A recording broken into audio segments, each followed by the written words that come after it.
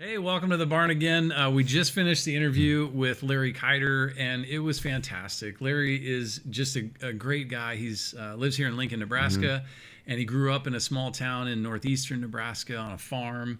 But now he coaches executives, does executive coaching, and just a fantastic story. And I'm glad that we got to share it with you. The reason we started this podcast is to share the ordinary people's stories, but they're extraordinary. Like, we get to look into people's lives and hear about what it was like to grow up in their shoes and their experiences. And for me, that gives me hope. And I get to connect with other people, which creates an intimacy. And I hope that you guys, listening to Larry's story, get a glimpse into that, into his life, and that you feel a little connected with him. Yeah, just a really polished individual, very humble, just a very good man. And just to hear his story was really cool. He's very driven, and he wants other people to find their strengths. And like Jonathan said, he works with executives and leaders in different organizations. But those strengths that he helps you find just make a difference for how you raise your family, and it just goes into the core of who you are, and just makes you a better person. So we were so excited to have him on the show.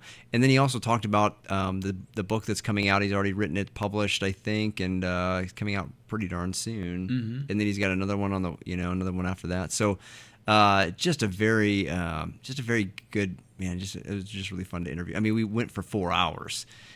So we just and we have more questions. Larry's so good at what he does that he actually turned the interview around onto Mike at one point, and Mike realized what he was doing and got him. Yeah, but I mean, he constantly was firing back questions to us, trying to understand us better and to try to help. And I was just like, wow, this is and not we're just doing an interview, but you're trying to like actively help us right now be better human beings. And so it's just amazing. So we appreciate Larry being here. And hopefully you love it. If you do, subscribe, follow us, whatever you want to do. But more than anything, I just hope you get what we got out of this interview, because it was pretty fantastic. Yeah, and I just heard something behind me. Did you hear that? I did. That may be a mouse. Squirrels in the barn. Trying to get in. There was no crickets in this episode. Did you? I miss Fred. He was not. I don't know. Is he over there in the corner? Just I don't know. Anyway, so what I was going to say too is that we, on our last episode, and we're trying to make it more of a habit. I hear something behind me. I don't know what's going on back there. Don't look. But we are we do have extra content. And so we recorded, for 4 hours, the moment that Larry got here, the interview, and then after the fact, we asked him what his favorite movie was. I mean, we really got to know him, and I didn't even know Larry before today. So, anyway, that's all stuff that we're building a Patreon area where we're going to drop those extra.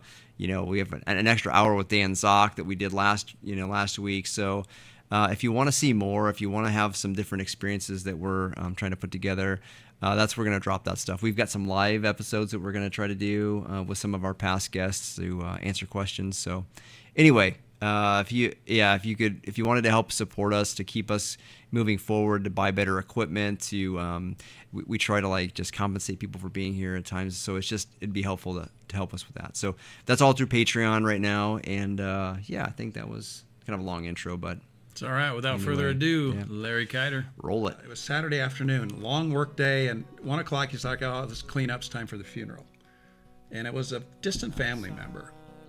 But it was still a family member. And I said, well, I'm going to go up to Yankton, South Dakota and go swim. And he said, you might as well stay here and work. And I said, well, I wasn't going to go to the funeral. He goes, son, you have to bury the dead. No ifs, ands, or buts. Never. Whenever I think about somebody losing somebody, I think of that. And I try to go to every funeral, not for the person that's passed, but for the family. And I remember the newspaper guy inviting me to come to a Lions Club meeting. And so I come down there, 25-year-old bubbly manager, everybody loves Walmart. And the front row of all the businessmen get up and turn their backs and face the other way when I get up to speak. And that's when I knew not everybody loved Walmart. And so MASH would come on, and then Dad would usually get a bowl of ice cream, and he'd say, "Do you want a bowl of ice cream?" And he'd mash up a peach on it. And it was just a great memory. Beyond, he's a good man. His birthday was January 8th, and every December 8th, I thought it was December, and I would call him and I'd wish him a happy birthday when I was in college, and he'd say, "Thank you." And one day my mom said, it's not his birthday until January. And I'm like, why the hell didn't he tell me? Does he know when his birthday is? And my dad would laugh. And so every time after that, till the day he died, I'd call him on December 8th, 1 month before his which birthday. is a feast day. It's exactly right. And I would recognize, it was my recognition of his birthday was December 8th. I forgot, or I didn't realize, the gift wasn't the things that I was saying. The gift was me. Was the relationships that it was yet to build. When I did Clifton Strengths at Emeritus and we did leadership academies, Joanne Martin was the first one that did her strengths. Her whole leadership team did their Clifton Strengths, and they really took an assessment of who we are as a team. And then from there it cascaded down to where at Emeritus now, 90% of those associates know their God-given talents, their innate talents that they bring with them to work every day, and it gives them energy. That's so cool. That's something that my uncle, or that my cousin Tony taught me, was perspective. Thinking about it when I would complain or something like that, he'd say, he said, "Kid, you got problems," and he'd say, "Well, what the hell are you going to do with that? And why are you doing it?" He would break it down to the simplest of terms, and he was one of the best ones that if you can explain something simple, you understand it well. That's really where I learned that from, because his was rooted in the very basics, into a biblical sense of right and wrong. How can you get any clearer than that?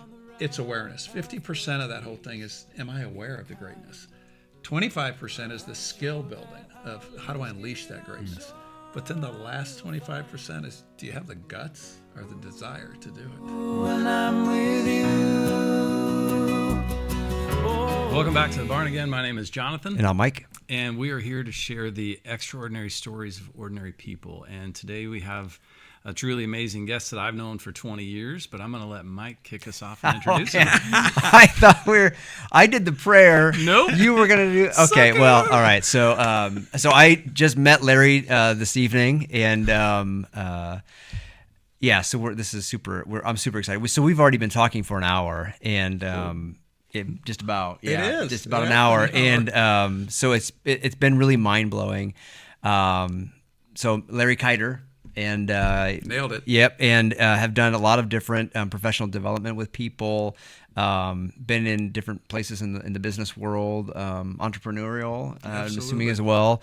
Written one book, Unleash Your Amazing. Unleash Your Amazing. Unleash Your Amazing. It's coming out in January. Okay, so coming, and then also another one following that, a children's book. Children's book coming out on psychological safety. I can't wait for that. Okay, so we can maybe dive into those, but super excited to have you here, Larry, and being on the show with us. And I mean, for the last hour, like we've been talking, and I'm not even sure where to begin after that, but maybe you could tell us a little bit about where you grew up, where you came from, and then just kind of get the ball rolling with that. Absolutely. Yeah. This is amazing, and I'm delighted to be here. Jonathan, thank you. As Jonathan said, 20 years we've known each other, so I had a hunch what I was getting into with this podcast, and meeting Mike just kind of cemented it. It all came together pretty quick. The Holy Spirit is definitely here, and as we came together, we started talking about all things really amazing. And the book that Mike mentioned, Unleash Your Amazing, that's just a business card. It really doesn't define my greatest work. My greatest work is what's happening right here. It's interacting with you two fine gentlemen and having a place to be able to talk about how the work that we do, what we do, is not who we are. What we do is not who we are. What we do are the things that people see, the behaviors. What's beneath the surface is really what I work with people in the business world about. So, Mike, why this was exciting to me is what's below the surface. Sometimes it's hard to reach another person because society has kind of posted that off limits, and we don't open ourselves up. We're afraid to be vulnerable sometimes. Believe it or not, when I work with executives and leaders, it's about helping them with the most important leadership skill, and that's to be vulnerable, to show people that, you know what, I lead and you can lead too, because I'm a human being just like you, and what I do is not who I am. And so that's very important to show people that being authentic, being who you are, not being afraid to share your faith, not being afraid to share your beliefs, and not being afraid to live a life that you feel is important to not just you, but to where you're going. And that's the heaven. It's funny, the first 30 some years of my life, I just thought I didn't know how to be vulnerable. Like it was me. Yeah. And then I learned how, and I'm like, oh, other people don't know either.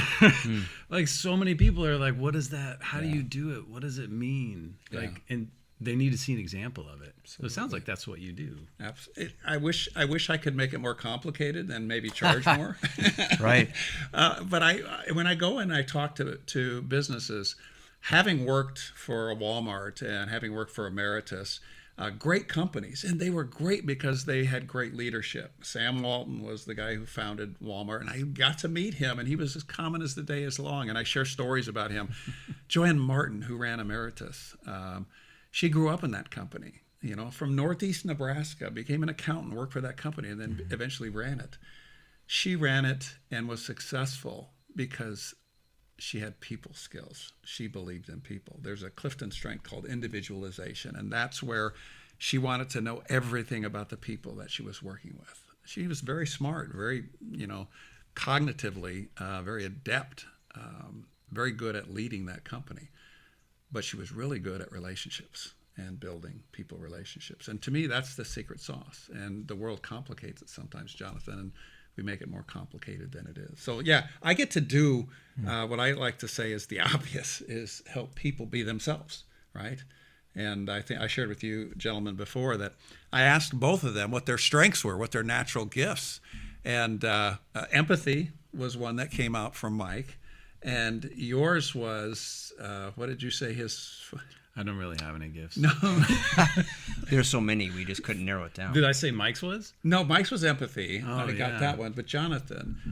That's a good question. You're a good listener, Jonathan. I mean, you're a good listener, but you're able to almost prophesy, I would say, is almost, where your gift lies too, just to be able to listen to somebody's story, to hear what they're saying, and then enter into it and help them find the way out. Because usually you're sitting in a situation with somebody who is broken, lost, and so you're able to help them find their way out of that. Jonathan has always made me feel heard and seen. His ability to relate to people and to bring those qualities out, had me believing in myself when you didn't know I needed that help to believe in myself. That's your gift.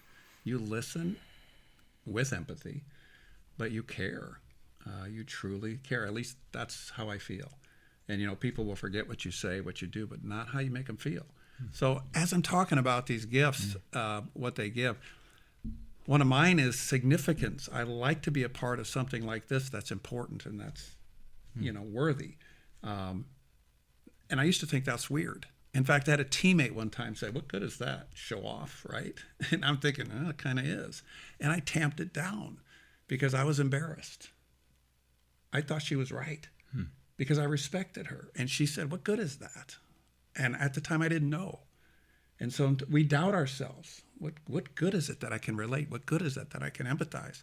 And we start to say, well, I'm a pushover. My harmony tamps me down, whatever the case may be, until we really embrace it. And we realize that it also makes us wonderful. And so that's one of the words that I love to use is what makes you weird makes you wonderful. And sometimes we're afraid to show ourselves because the world could poke fun at you, and it could and you may have been tamped down and you may have been through your life told these things. And so we don't think it's special, but it's very special, just like what you guys are doing and bringing me here today. So that's a long story to say what the book is about. Yeah, that's all. I mean, and I like that you said, one of our key words is vulnerability, right? Yeah. That just continues to enter into everything that we do. It seems like, I mean, it's always, that's the word. But when you tie that to leadership, that's an interesting correlation there, because I would think a leader has to puff their chest up to be invincible, to no chinks in their armor. But you're saying a good leader would be able to show vulnerability. Absolutely. When you think about a human being, my dad, he had 4 boys, 4 girls, right? And he used to say, I could look at this one and he would get in line. I look at this one and tears would flow. I could look at that one and know that I needed to get the belt. It wasn't going to change his mind. But each one was unique. And so there is a balance, and there is. But to be a human being and to show vulnerability, right? We're human beings. And if you don't show that as a leader, you're taking out one of the key elements of being a human being. And so people are saying, oh, I don't want that role because I care about people. I don't want to be a hard-nosed butt all the time. So vulnerability is, and some of the best leaders that I've ever worked for weren't afraid to say my bad, weren't afraid to call out a mistake when it was warranted.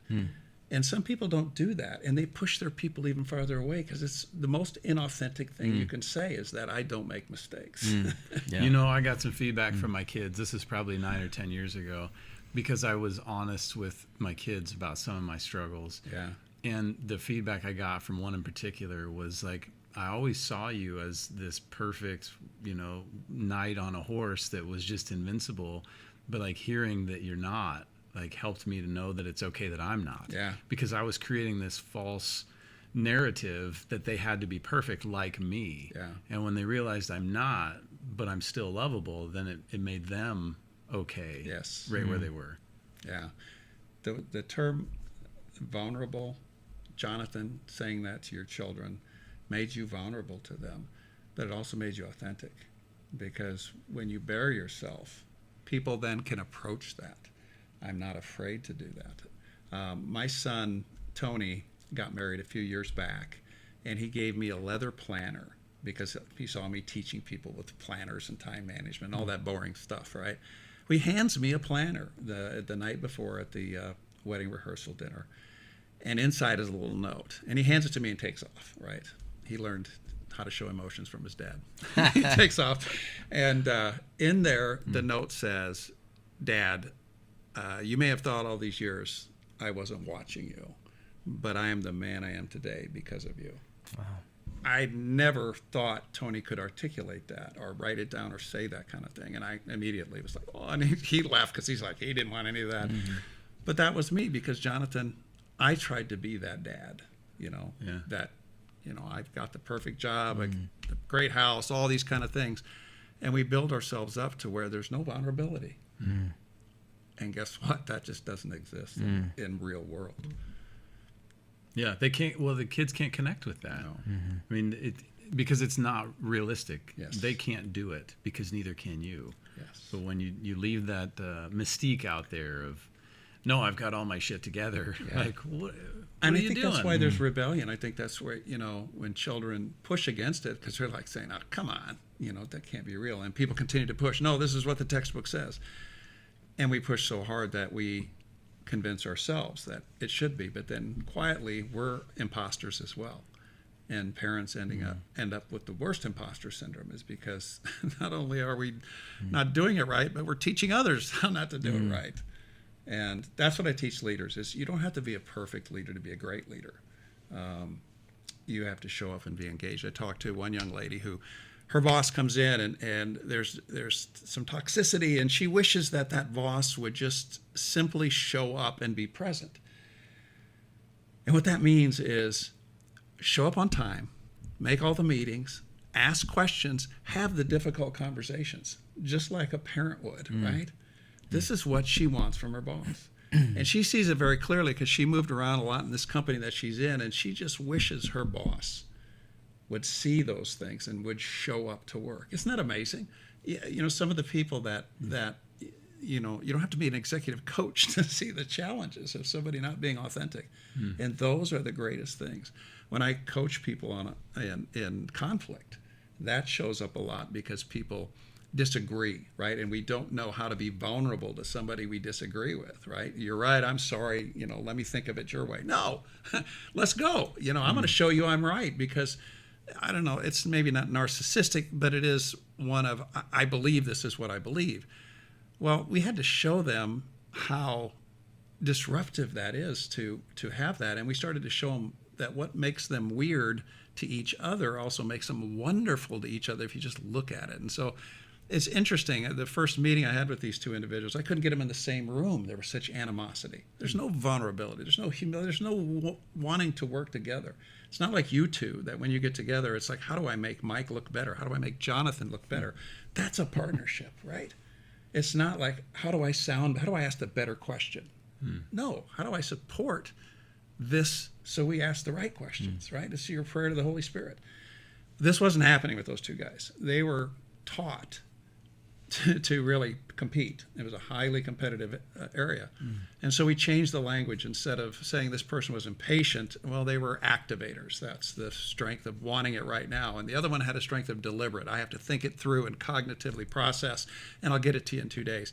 Once we started to use respectful language, it started to tone that rhetoric down. And then we could start to talk like human beings. So in a sense, that vulnerability, it's hard unless you put labels or words that aren't, negative, and treat with respect. So I'm looking forward to digging into the strengths and the work that you do. But I want to let people know, like, when you walked into the barn, your face lit up like an 8-year-old boy. You're like, oh, it's a real barn. So what's your backstory? Like, where'd you grow up? And so this is another thing, and what a great tie-in to the things that I talk about. I talk about something very simple, like a pyramid, where the pyramid is the foundation, where you came from. It's your base. It's your purpose, your mission in life, your why. But it also includes your strengths, right? You are who you are. And then a little farther up, your aspirations, where you want to go, and then finally the impact. What do you do every day to support all of that? Is it in alignment? So when you talk about a barn, I grew up on a farm in northeast Nebraska, Hartington, Nebraska. My dad had a small row crop and cattle. We milked cows, and I hated it, and I loved it, right? Worked for a guy named Tony Keiter, and I write about this man in my book. He passed away when he was 95, 2 years ago. He was a great mentor. I would come back every summer and work for him. And he was intimidating. He was 6'4", gentleman farmer, bachelor, never married, but he was devout. His nephew is Father Jim Keiter up in Fordyce, Nebraska. Just a great family and a very faith-filled family. In fact, at the funeral, Father Jim said Tony was faith-filled. Just a good man, and he taught me so many things about life. I would come home and talk about these challenges and having to do this and curfews, and he'd stop and he'd look at me and he'd say, "Kid, you got problems." And he'd like, "Let's go to work." It's like, you don't got problems, right?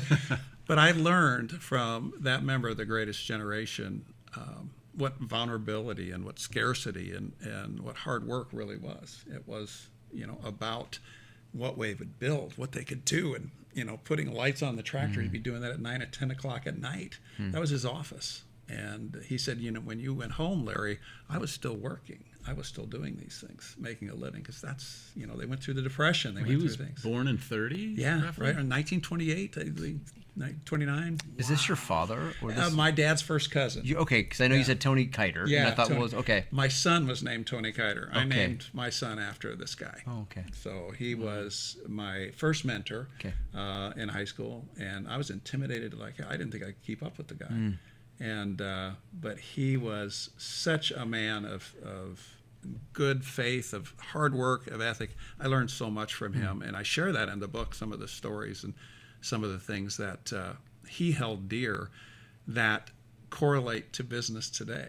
Because the foundation, when I come in and I smile at this, growing up with, a wood stove, and we had one in our basement that actually heated the bottom floor of the basement, and we had to chop wood for it, and that was part of the discipline we grew up with. So. That must be where, I don't know if people can tell on camera, but he's jacked.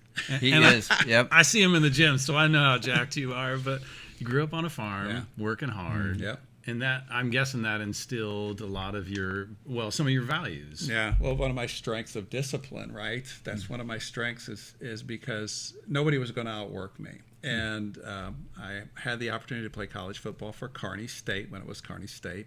I wish I could tell you that I was an amazing player. I was not. Well, you could tell me. No. I'll look it up. No, I was not. I special teams maybe, but I did get lifter of the year the second year that I was there as a sophomore because of that discipline. I was going to outwork everybody. And that's what I knew. I think being the youngest of four boys, I think that was the expectations. Because I credit my brothers. They always said they were going to make me tough, and I think they did that.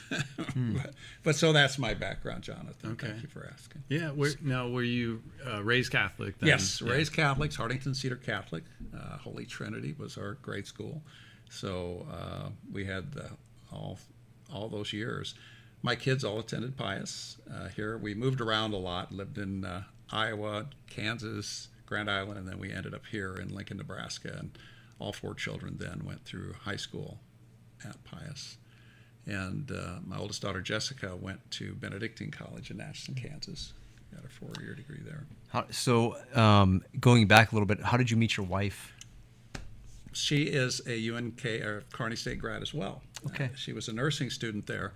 And it's funny because we're all heading back to Kearney this week for some festivities, and my kids are all coming there. And we're going to take a picture near Martin Hall. That was the hall that she stayed in. And their hall did a secret Valentine dance, and they invited the boys from Mantor Hall at random. And she drew my name and sent me a note and said, yeah, be my Valentine. We'll see you on Valentine's Day. And my roommate is like, that's stupid. Let's not go to that. And so the day of the dance, we didn't go. And so she was sending me all these notes. I was getting these notes in red anonymous from to show up. And I was like, well, this girl's pretty persistent. I can't wait to meet her. But I was swayed by my roommate. And then I was working at the front desk, and I get this envelope from this young lady that she said, I didn't hear her properly. She said something about, can you put this in Larry Keiter's thing? And I said, Larry Keiter? She goes, yeah, put this in Larry Keiter's. And I said, I'm Larry. And she goes, you little shit. Sorry for the language. And then the rest is history. I said, I'm going to marry that girl. Whoa. Had you guys seen each other at all? That was the first I'd met her. Whoa. Yeah, that's first crazy. I'd met her. But she comes from a Catholic family, an amazing family. 4 siblings as well. 8 siblings as well. So Catholic family out of Phillips, Nebraska, farmers. And Laura is one of 6 daughters, and there's 2 boys. 2 boys farm. The girls are all in medicine, doctors and nurses. Laura's a retired nurse, and so it was kind of amazing. And when we got to meet each other's families, we saw the values. And again, I go back to that foundation. It's been very helpful because through all the trials and tribulations that happen, having a partner that looks at you and says, you can do better. I know your foundation. I know where you come from. But it's your choice. I can't make you do anything. But just knowing that that person is there beside you that has meant it for me. And then also that she's never given up on me. Wow. Through my challenges and through our struggles. It's not easy. We moved around a lot. And one of the decisions to leave Walmart was, we looked at the next step, and that was moving to the home office. And it wasn't what we felt was best for our children. And so it was a conscious decision after 20 plus years at Walmart to step off. And then that's where I found Emeritus. But I credit that with the values that she grew up with and the values that I grew up with. So that brings up a story. And I know I've shared this with you, Larry, but Michael heard it for the first time, and so will millions of people. At least the continent. 10 million. All of them. They're all watching. So it was about 18 years ago. Larry and I had known each other for a couple of years, and I was at probably a low point in my life. We had gone through a bankruptcy. The market crashed. My business closed, like all that stuff. And I chose to recluse. And I remember being in my basement and growing a beard and just like giving up on life. And it was Larry Keiter who walked into my home and said to me, if this is who you are, I don't want to be your friend. And I thought, you asshole. It was the worst thing anybody could have said to me at that moment. But it challenged me to say, well, who does Larry think I am? And who am I? Because I don't want to lose Larry's friendship. It means a lot to me. So I have to choose, who am I in this moment? Because you're right. I gave up. Yeah. And that's not who I was. But I had plenty of people around me who were like, you'll get back on your feet and blah, blah, blah. But nobody got in my face and said, I love you enough to say this to you. You're better than this. And you did. Thank you. That's awesome. That's what I hear you saying about Laura and other people in your life. And Jonathan, how I learned to say that is I've got a spouse that could say that to me. If this is who you are, that's not who I want to be with. Yeah. Think about that. Wow. That is authority. And if you respect that authority, you listen to it. Thank you for listening to it. It wasn't easy to tell you that. Yeah. I would rather that we could, go play soccer and, go sing. I would rather do all those things. But if it was leading both of us in the wrong direction, it wasn't the right thing. And I learned that from Tony Keiter, my mentor, who told me those things. I remember him telling me one time, we were getting ready. It was Saturday afternoon, long work day, and 1 o'clock he's like, "Oh, this cleanup's time for the funeral." And it was a distant family member, but it was still a family member. And I said, "Well, I'm going to go up to Yankton, South Dakota and go swim." And he said, "You might as well stay here and work." And I said, "Well, I wasn't going to go to the funeral." He goes, "Son, you have to bury the dead. No ifs, ands, or buts. Never. Whenever I think about somebody losing somebody, I think of that. And I try to go to every funeral, not for the person that's passed, but for the family, the people around them." So the words that people use and the tough love. And thank you for giving me credit. I think you give me too much credit, Jonathan. I think you had those gifts inside you. That was just one piece of it that maybe helped you see where you needed to go. Well, you were the catalyst for coming out of that. I needed to be jolted, and you had the courage to do that. I'm grateful for it. Humbled, truly humbled. How did you? How did you start working for Walmart? Like, I'm sure there's plenty of people who are like, "Oh, he worked for Walmart. They're the enemy." I But like, love it. I want to hear your story. Oh my God! So when I went to work for Walmart, I didn't know what the hell else to do. They came up and said, "Hey, you got any offers, Larry?" I graduated. I had a degree in football and business and finance, and I had a B+ average, right? So I was right there in the average, right? To unleash my amazing, I need somebody to tell me that I was amazing, because I sure didn't know how to unleash it. And Ross Lockhart with Walmart came up, and luckily I had a friend, Brad Bauer, and Brad, I hope you get to see this. I'll see him this weekend, but he's been my buddy for 40 years, my best man at my wedding. I was his sponsor when he became a Catholic to get married in the Catholic Church. And so we were college kids that told our friends that we were headed to the bar, and we'd sneak to the Newman Center in Kearney, Nebraska, and go through these lessons, for him to become Catholic. Wow. And we talk about that now. But he's the one that first went to work for Walmart, because Walmart came up and recruited. The work ethic in Nebraska was good for Walmart. We were growing at an outstanding pace. The 350th Walmart stores in York, Nebraska was brand new, but Nebraska was getting a lot of Walmart stores. And so I got hired on because Brad said, "This company is good. And Larry, they make a lot of millionaires." And I'm like, "Oh, there it is. That's my significance. I want to go there." So I went to work for Walmart based upon what my buddy said. And the rest was history. I moved around a lot because I could outwork anybody. 100 hours didn't mean anything to me. I grew up doing that. It was part of my nature to know. And we did a lot of that. And I thought everybody loved Walmart until I opened up a store in Iowa Falls, Iowa, a little town of about 5,200, going through some depressed times. The main street was having troubles. And here comes a Walmart store and beside a Kmart store. And I remember the newspaper guy inviting me to come to a Lions Club meeting.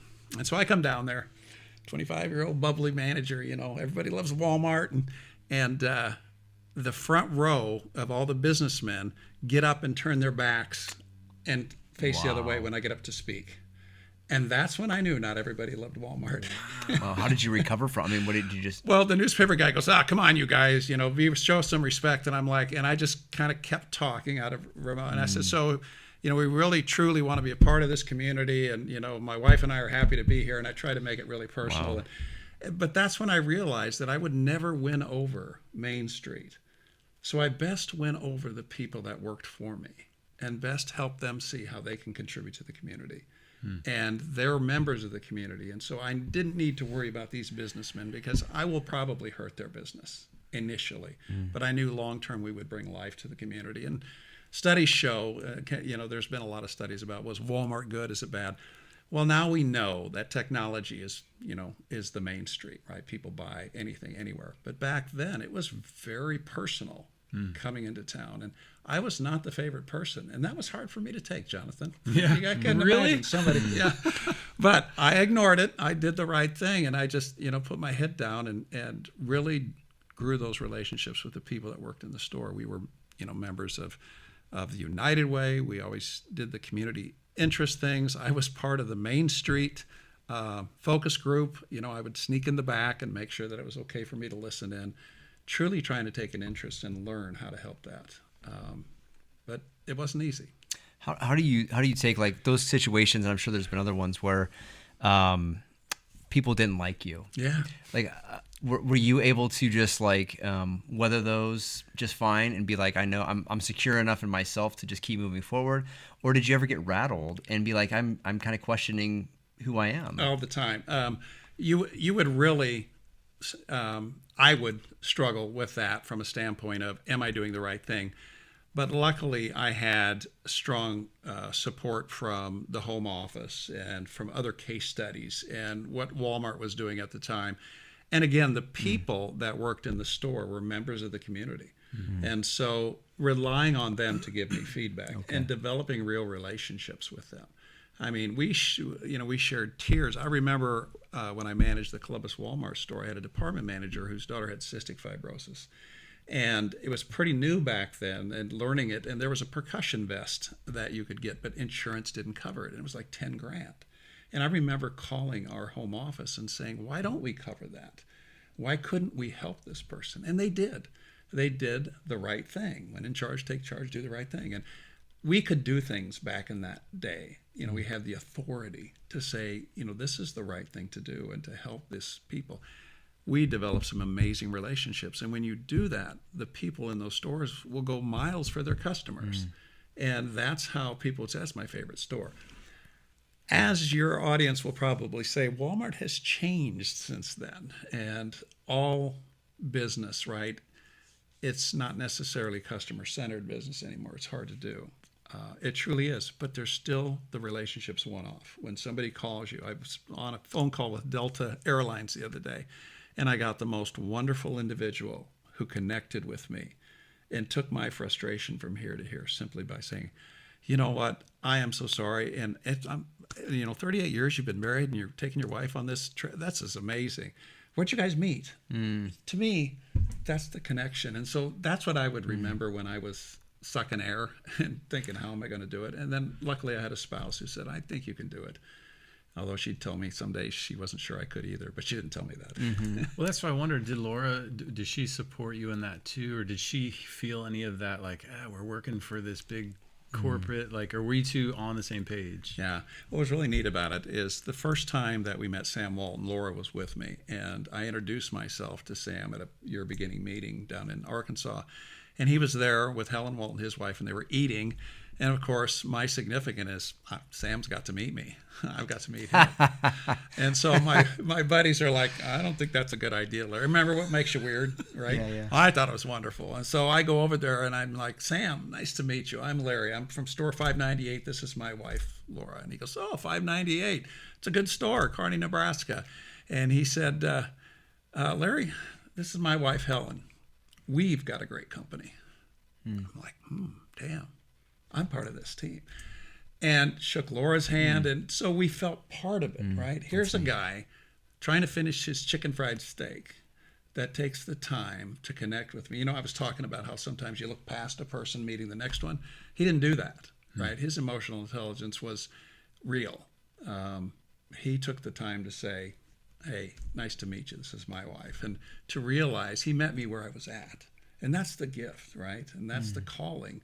And that's why we followed him, Laura included, through 4 states, 5 different cities, right, that our children were born in, because we believed in what he was doing, not necessarily selling merchandise. My brother, who's an architect, when I went to work for Walmart, he said, really, that's what you want to do? And I'm like, I don't know, but I'm going to do it. But it was because of the relationship. It wasn't the job I was doing. Although that was pretty cool when I got to work with people. But to be honest, selling dog food and cat food and that wasn't very exciting. Wasn't your life's aspiration? No, it wasn't my life's aspiration. I don't know where that came from. I thought I could do more, and then I realized. So I hope I answered your question there about how important Laura was to this. She was bought in because of the people. Yeah. And they took care. It was funny. They had an open door session for the spouses. And by the way, a lot of practices that I do with my clients today come from the things I learned at Walmart, including 360 assessments, anonymous feedback. Well, they used to do it with the spouses. They used to pull the spouses aside and say, how are we doing? Tell me about your husband's work hours and work schedule. Wow. I bet that was important. Oh, yeah, it was, because when our oldest daughter, Jessica, was born, I had an opportunity to get back to Nebraska and open the Grand Island store. And the manager there said, Larry, I want you to be in charge, the lead assistant. That usually projects you to the running a store. And he goes, but I need you tomorrow. And I'm like, oh, well, my wife just gave birth and we got to move and everything. And he's like, well, I don't know if I can hold this for you. It's one of those things. He was pretty anxious for a store. And I said, I'll be there. So I go back home and I said, Laura, do you think you could get us moved? And she goes, yeah, I'll call my brothers. And so she's taking our newborn Jessica. And the next day I'm up in Grand Island helping set up that store. A week later, her brothers are helping her move and get everything packed up and going. And she told that story to the HR person at Walmart. And he's like, we don't condone that. That shouldn't have happened that way. Your husband should have had X amount of days to move and everything like that. And they come out of the session and Laura comes up to me and she gives me a kiss, and the head of HR, I knew him well. He looks at me and goes, this is your wife? He goes, Larry, we need to talk. And I'm like, Laura, what did you say? But that was, my achiever, whatever, those types of things. And my spouse did as much as she could to help me through those things. But I made mistakes, Jonathan. I should never have put that on there. Sure. I should never have done that. I was relentless.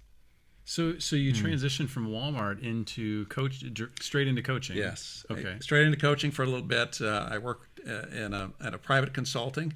And there I was visited by the imposter syndrome that said, you don't know what the hell you're doing. And I'm like, ugh. And I remember the partners that I was working with, and I'm grateful to them because they were patient with me as I was learning how to be an entrepreneur. But I said, I just, I'm not ready for this. I think I need to go back into corporate America. I don't think I believe in what I'm selling. I didn't want to go out and sell. I wanted people to just come to me like they did at Walmart. I forgot, or I didn't realize, the gift wasn't the things that I was saying. The gift was me. It was the relationships that I was yet to build. And so that's where I found Emeritus. After about a year of floundering as a coach, I went to Emeritus in corporate America. A gentleman by the name of Ben Matern said, hey, why don't you come in and do this for one of the areas in Emeritus? Oh, thank goodness. Regular paycheck. I don't have to sell. I take their things. I was really relegated to average. But I went in there and I realized that, I can help this organization. And so I brought a lot of the things that we were doing at Walmart to this area. So many things, including 360s and engagement surveys, that HR got a little nervous. And they said, hey, why don't you come into HR and do those rather than make your own? We have actual tools. And that's where I started to do things for the company as a whole. And then they put me in charge of their talent after that. The talent development, succession management, and that's where I met Joanne Martin and started to work with her a little bit more. But yeah, I was lost when I left Walmart because I told everybody, best thing I ever did leave Walmart. It took me 2 years to really mean that. And I tell people that. I said, when you want to jump off of corporate America or you want to get out and start your own business, make sure you're ready up here, right? Because you may have all the skills, but be ready to sacrifice, be ready to believe in yourself more than anybody else does, because it's going to be that situation. And I learned that, and it helped me then when I was ready to leave Emeritus and do what I'm doing now. That's interesting. I don't know if anybody's ever really ready to leave, to jump ship, at least not the first time. Yeah. I mean, the second time it sounds like you were. Yes. No, the second time I learned so many things. And the nice thing about it is Joanne was so gracious, because the things that we did at Emeritus Leadership Academy, 360 assessments, developing people, manager training, I do all those things now. But I was very transparent, and I worked with nonprofits through my time because Emeritus was very giving back to the community. It was a win-win. And so I would go out on my own and I would do these things while I was working for Emeritus, and I was perfecting my craft, thinking about how I would transition. And I told everybody, hey, I'm going to, I'm only here for 2 years, and then I'm going to leave. Well, 13 years later, I left Emeritus with a business plan and with the idea that someday I'd be sitting down with people like yourself talking about this. The question that I have, Larry, is that you've been very successful in the corporate world. has there been an opportunity to work for like the diocese or to take your skill set into an area that would be, how do I get you to understand who the church, what the church is, who God is? I mean, I see the value. So that, like, we try to make this like you're having a cup of coffee, and so I have these like questions that I want to ask and fire at but like I see the value in helping the corporate world, but coming from where I worked for the corporate world, and I hated it. Yeah. Because I was like, I wanted to have a mission, and not, the mission wasn't how much money I could make. And so I wonder, like, with your skill set, maybe you've already gone there and done this, but I wonder, like, does the diocese ever approach you, or any diocese? Absolutely.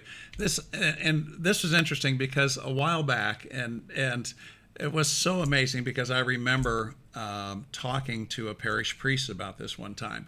And I said, where do the priests get their development and training? And he went like this.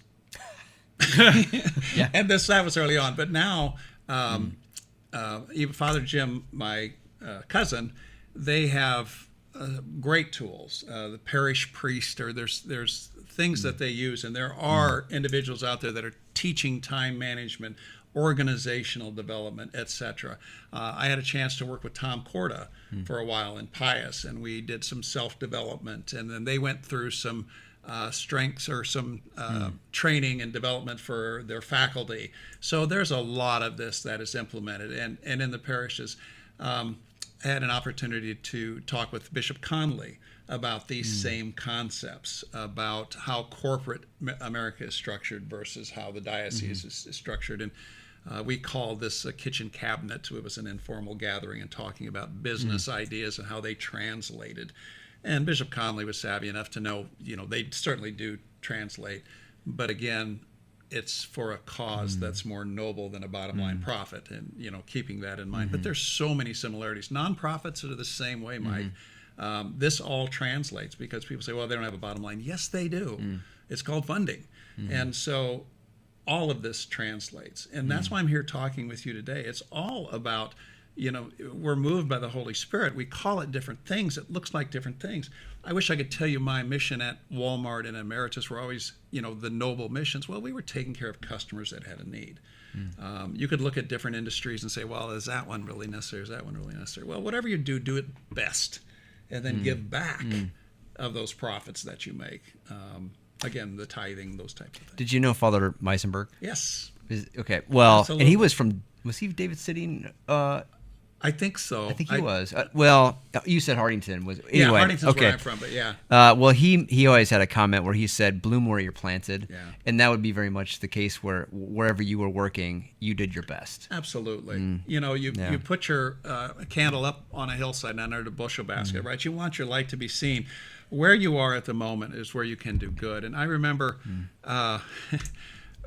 hearing a great homily, and I'm thinking of the priest that gave it now. He taught at Pius, and his name will come back to me. But he was speaking, and it really resonated with me because he said it's okay to get these accolades and achievements as long as they celebrate him.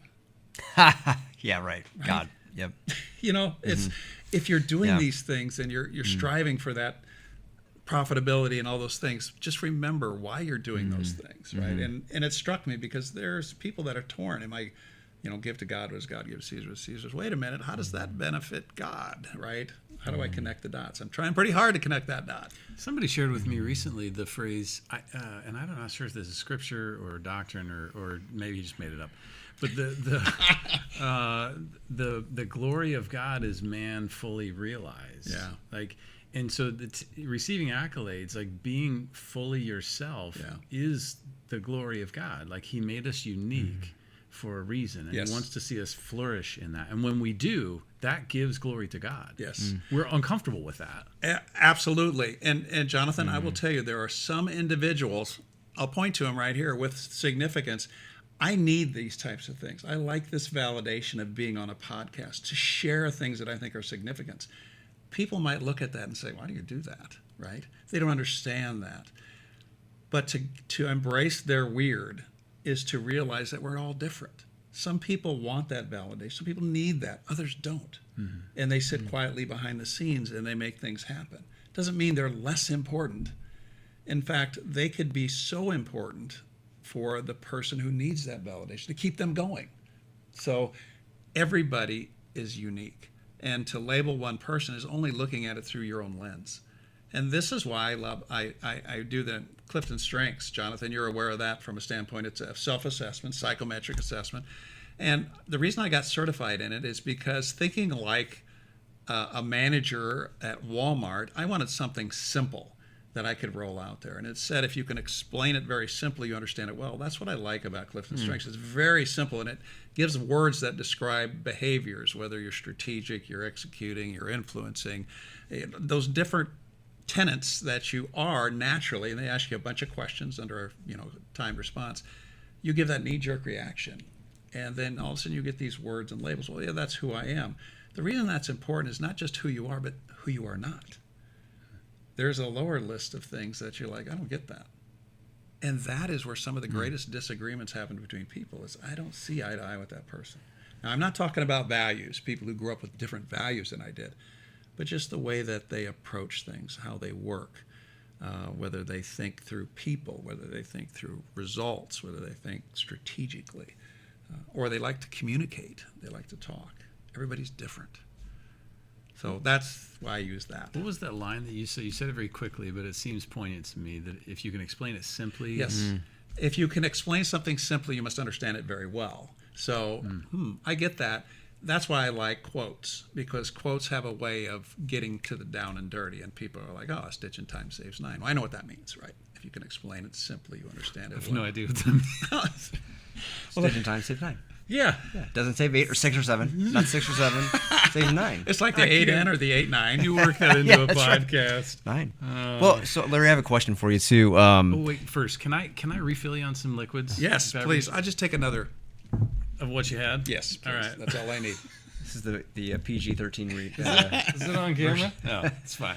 Well, maybe we'll be supported by those guys It's someday. farm water. That's why it's colored the way Moonshine. it is. We got You know- moonshine out here in the barn. The first beer that I had was after baling hay for a neighbor who took me to the local establishment and gave me a beer. And I was probably a freshman in high school. And I know that probably at the time that wasn't right. But I remember thinking that he cared enough about me to share a beer with me. And my mom never let me work for him again. But other than that, Did you like it? I did. Did you like it really? I did, What, yeah. what was it? Oh, so like a Old Milwaukee or it was Budweiser? Schlitz or something like that. Schlitz? You're getting fancy. Wow.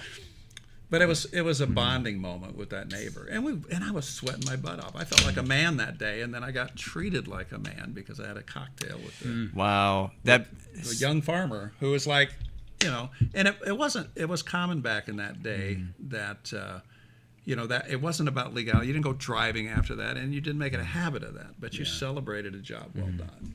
That's something that I think a few of us started and I don't know what you call it, not an organization, but not a movement. I don't know what the word. We started this thing called Forged in Faith, and Forged in Faith. yeah, Forged in Faith. He's shamelessly It's, wearing a shirt that promotes it. Oh, I just happen to have that on today.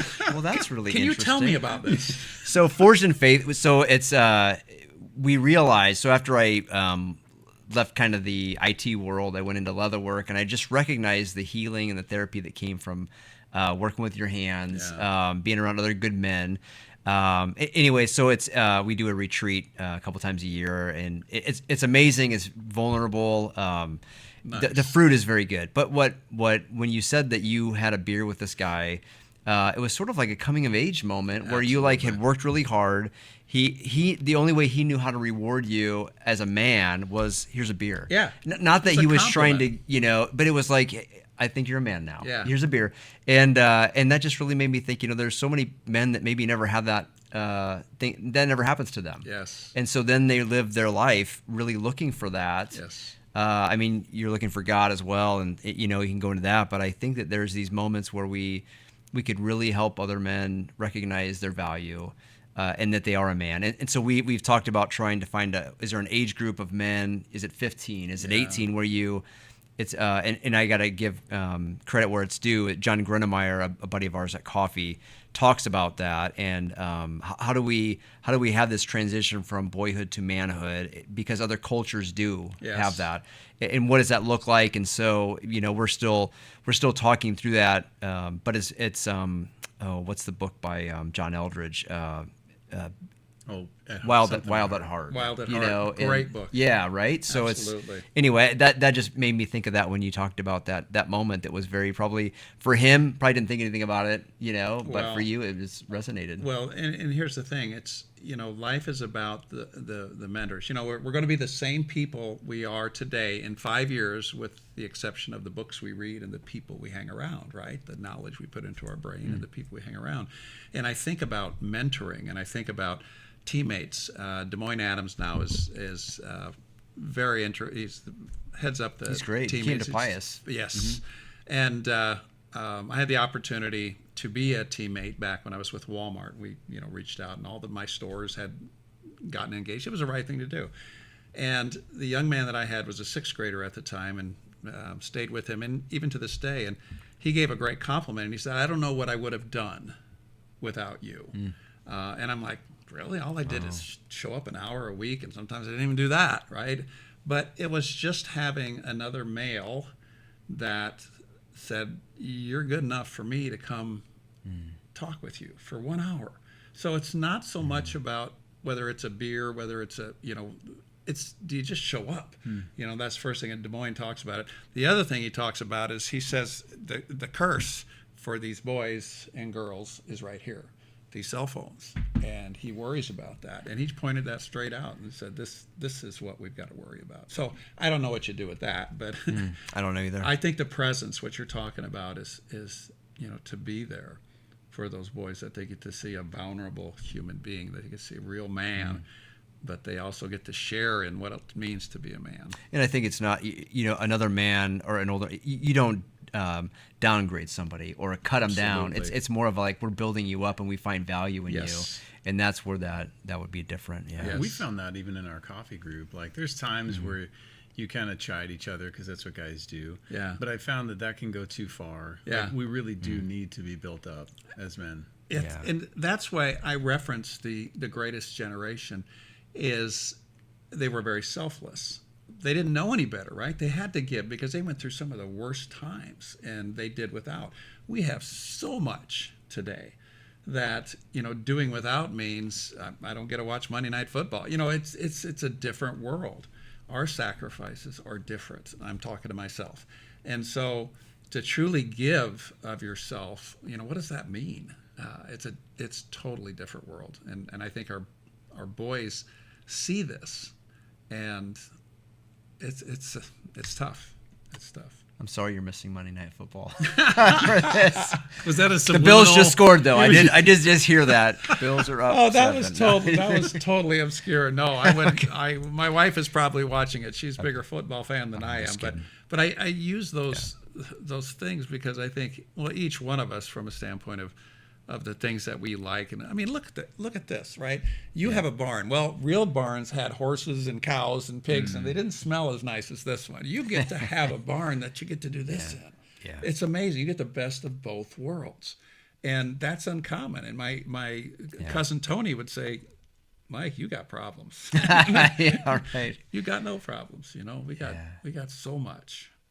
So much gifts. I'm just blessed to be here. That's why I'm a little giddy.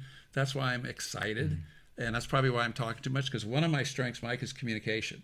So the balcony and the basement, the weird of the strength of communication, you could call me a blabbermouth. But I just got a lot to say. The balcony and the basement. Balcony and basement. I haven't heard that one. Yeah, so the best and the worst. So Jonathan and I were talking about harmony, and I think we both share this one. And the balcony of harmony is that we do really embrace and care for others by giving them leeway and bending over for them when they need it, being very welcoming. The basement is we can be pushed around, and we'll go whichever way they think we should. And that's the basement of it sometimes. So our buddy Thad, who Boiler Brewing Company, he has this phrase that they use at work. He said, "We'll bend over backward for you, but we won't bend over forward." It's like, oh, interesting. Like, it's really good. Well, think about that one. Yeah, That's you got a hilarious. point. Like, we'll bend over backward. Like, I will do anything I can within reason for you, but I won't be stupid. I won't be dumb. Yeah. That's hilarious. Can I ask you a little more personal question, maybe, Larry? So, you have so much like vitality, and you're very optimistic. Just this short time I've known you, but was there a time in your life that you hit sort of a rock bottom that you were like, this is a really like I don't believe in myself, and I mean, or did somebody not believe in you and that really took that to heart? I just it's really inviting to like want what you have. Like just sitting next to you, I'm like, oh, this is really powerful, and I could see how your day would be very disciplined and ordered, and you've got like everything going the right direction, and things could come at you and try to like knock you off your pedestal, or not pedestal, but like no, it is pedestal. I mean, was there a time where you're like, I really hit a rock bottom, and and you pulled yourself out of that, or how did that? Yeah, the optimist in me. A quick response is what my mom used to say is, this too shall pass, right? It was always one of these things that as you're going through things, it's temporary, right? And the suffering pales in comparison to what our Lord did for us. And so we need to embrace it. There was such a positivity that I grew up with. I was spoiled on the positivity. And I thought that that was the way to be. I mean, I thought that way, but I also turned people off with that optimism, right? Because people are like, yeah, right. Tone it down a little bit. So if there's a downside, it's, how do you stay up? You talk about planning. I'm always planning. I'm always putting something down. And I've had people say, my God, live a little, right? Why do you do that? Or why do you worry about that? And there's so many people that say that gives me energy. When people challenge me that planning and all, you can't possibly be happy. And happiness is not having a status or arriving somewhere. Happiness is knowing you're going to have tough shit, but you're going to get through it. And so to me, that's always been happiness, is knowing that I can get through it no matter what is thrown my way. And I've had both knees replaced. That was a downtime. One of the toughest times that I had that I can remember, and I'm truly not looking for stuff I'm a sinner like anybody else in this world is.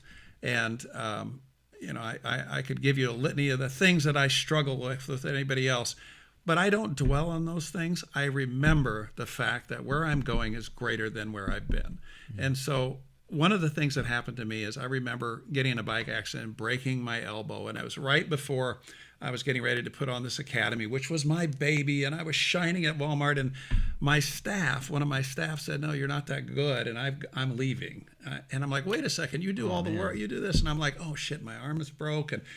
And I remember going to the gym thinking my life is over, right? This is tough. How am I going to do this? I was so depressed. My wife sent me a video, and I reference this. It's one of the most the best videos. It's about never giving up, never giving in, John Wooden's quote. And it was about life's not easy. You're going to get knocked down, but you got to get back up. And it was just motivational. And that's when I realized my arm was broken, but the rest of me was fine. My knees were healed from the surgeries, and I could still do the treadmill, but I couldn't do anything else.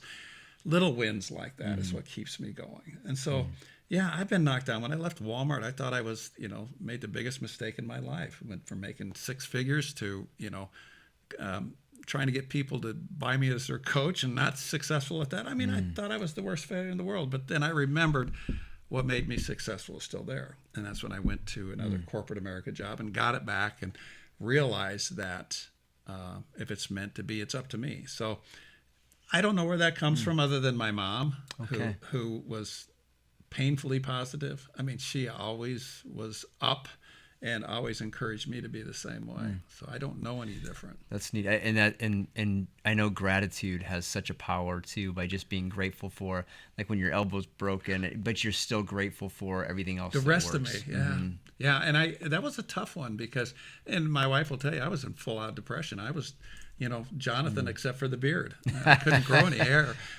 So, it was one of those things where if she'd had a video camera, they'd have probably committed me because I was like, I suck.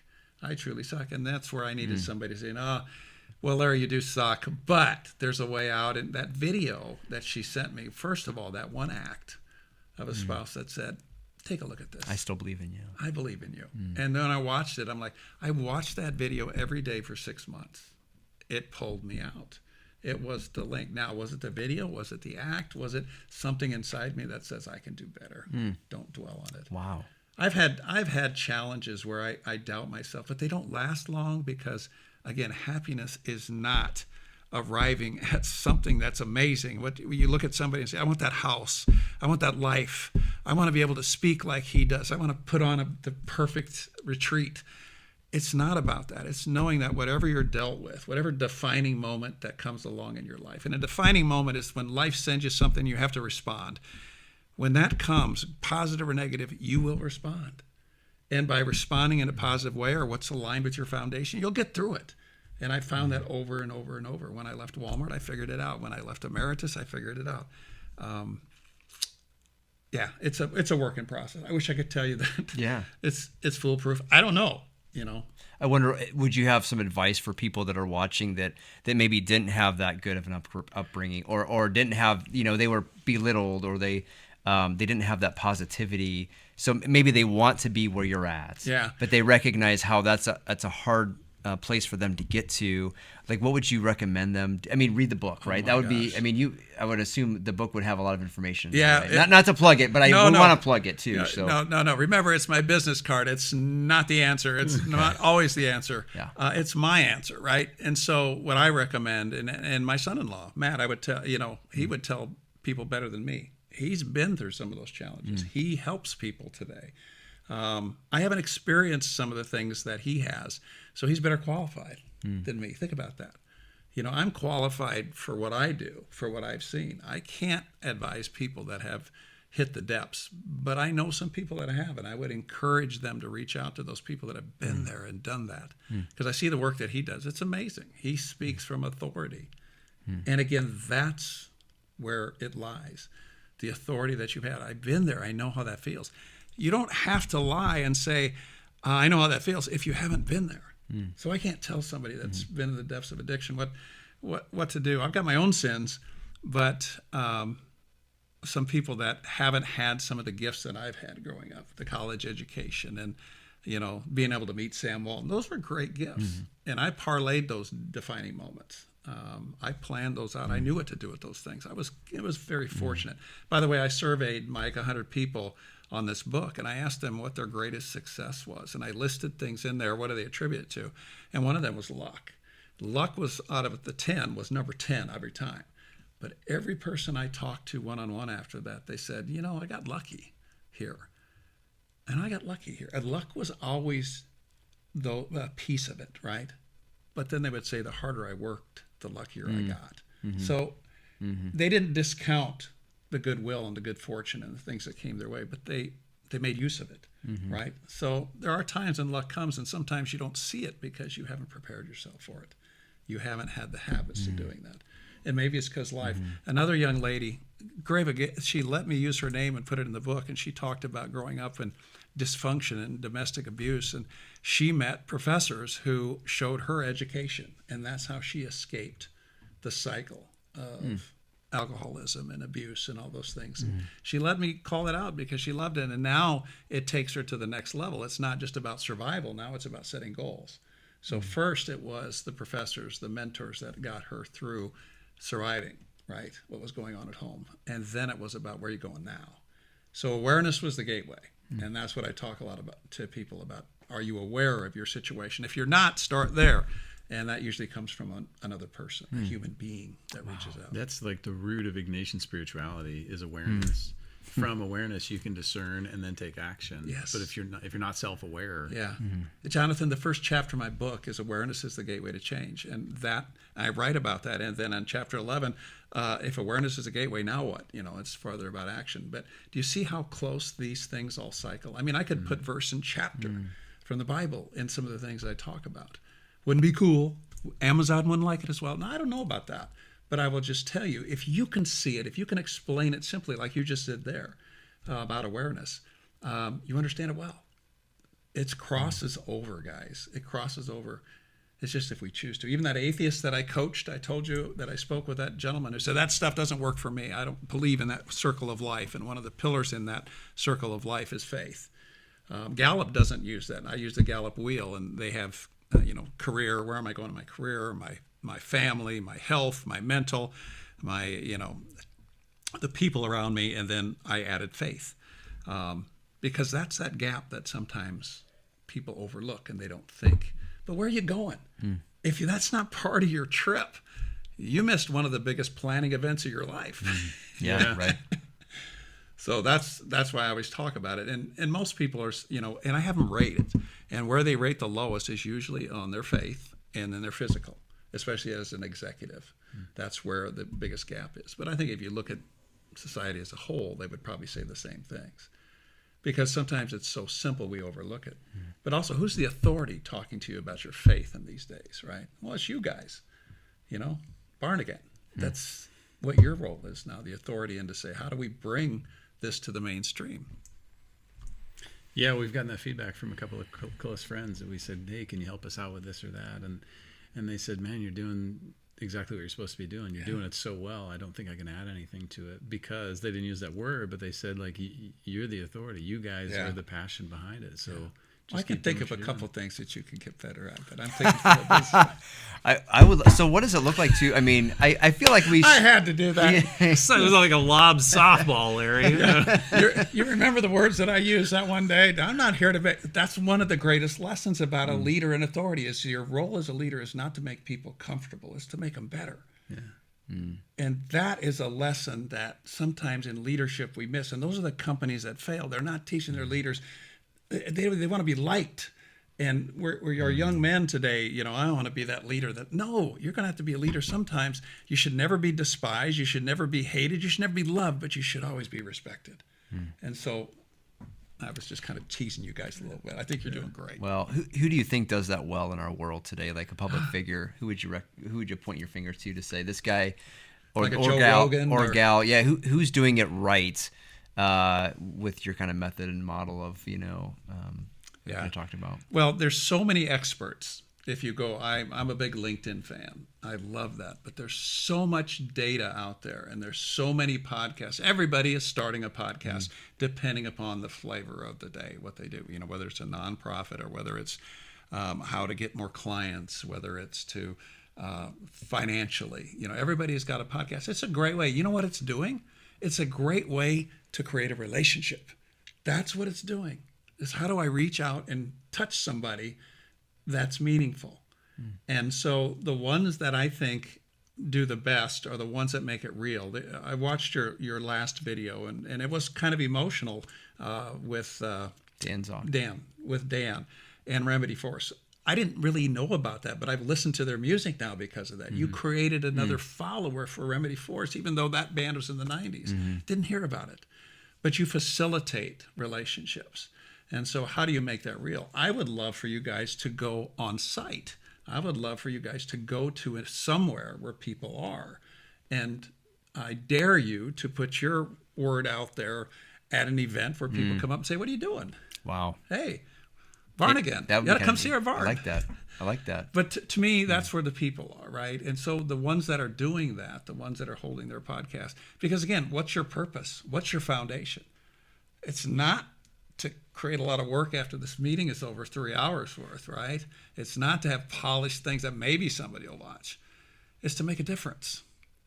It's to grow a person one relationship at a time. Well, that's been the conversation from the beginning is like, so we share these stories, but and what we're trying to do is share with people what we've experienced, which is vulnerability with other men. Yes. So we want to share that experience that you can have that, like for people to see, like, gosh, these guys are being honest. Sometimes they're tearing up, they're laughing, they're having a drink, they're just being real with each other. That's vulnerability, and it creates intimacy. Yes. How can we then help people to take that where they are and create it at their local level? Yeah. For me, that's the ultimate goal. Yes. And so part of that is like offering retreats, bringing men together, praying I love together. that. So we're kind of stepping in that direction of how do we take this kind of movement, if you want to call it. I think that, because if you look at the definition of communication, one of the keys, if you're a good communicator, is you use multi modes to communicate. You don't just do it one way. So how do I improve my podcast? Well, I do a retreat. How do I improve my podcast? Well, I have an event and I invite them to, or I take part in an event. And so there's many modes that all of a sudden people start to see your name everywhere. And it's simply by diversifying your communication style. So, Have you thought about doing a podcast yourself? I have not.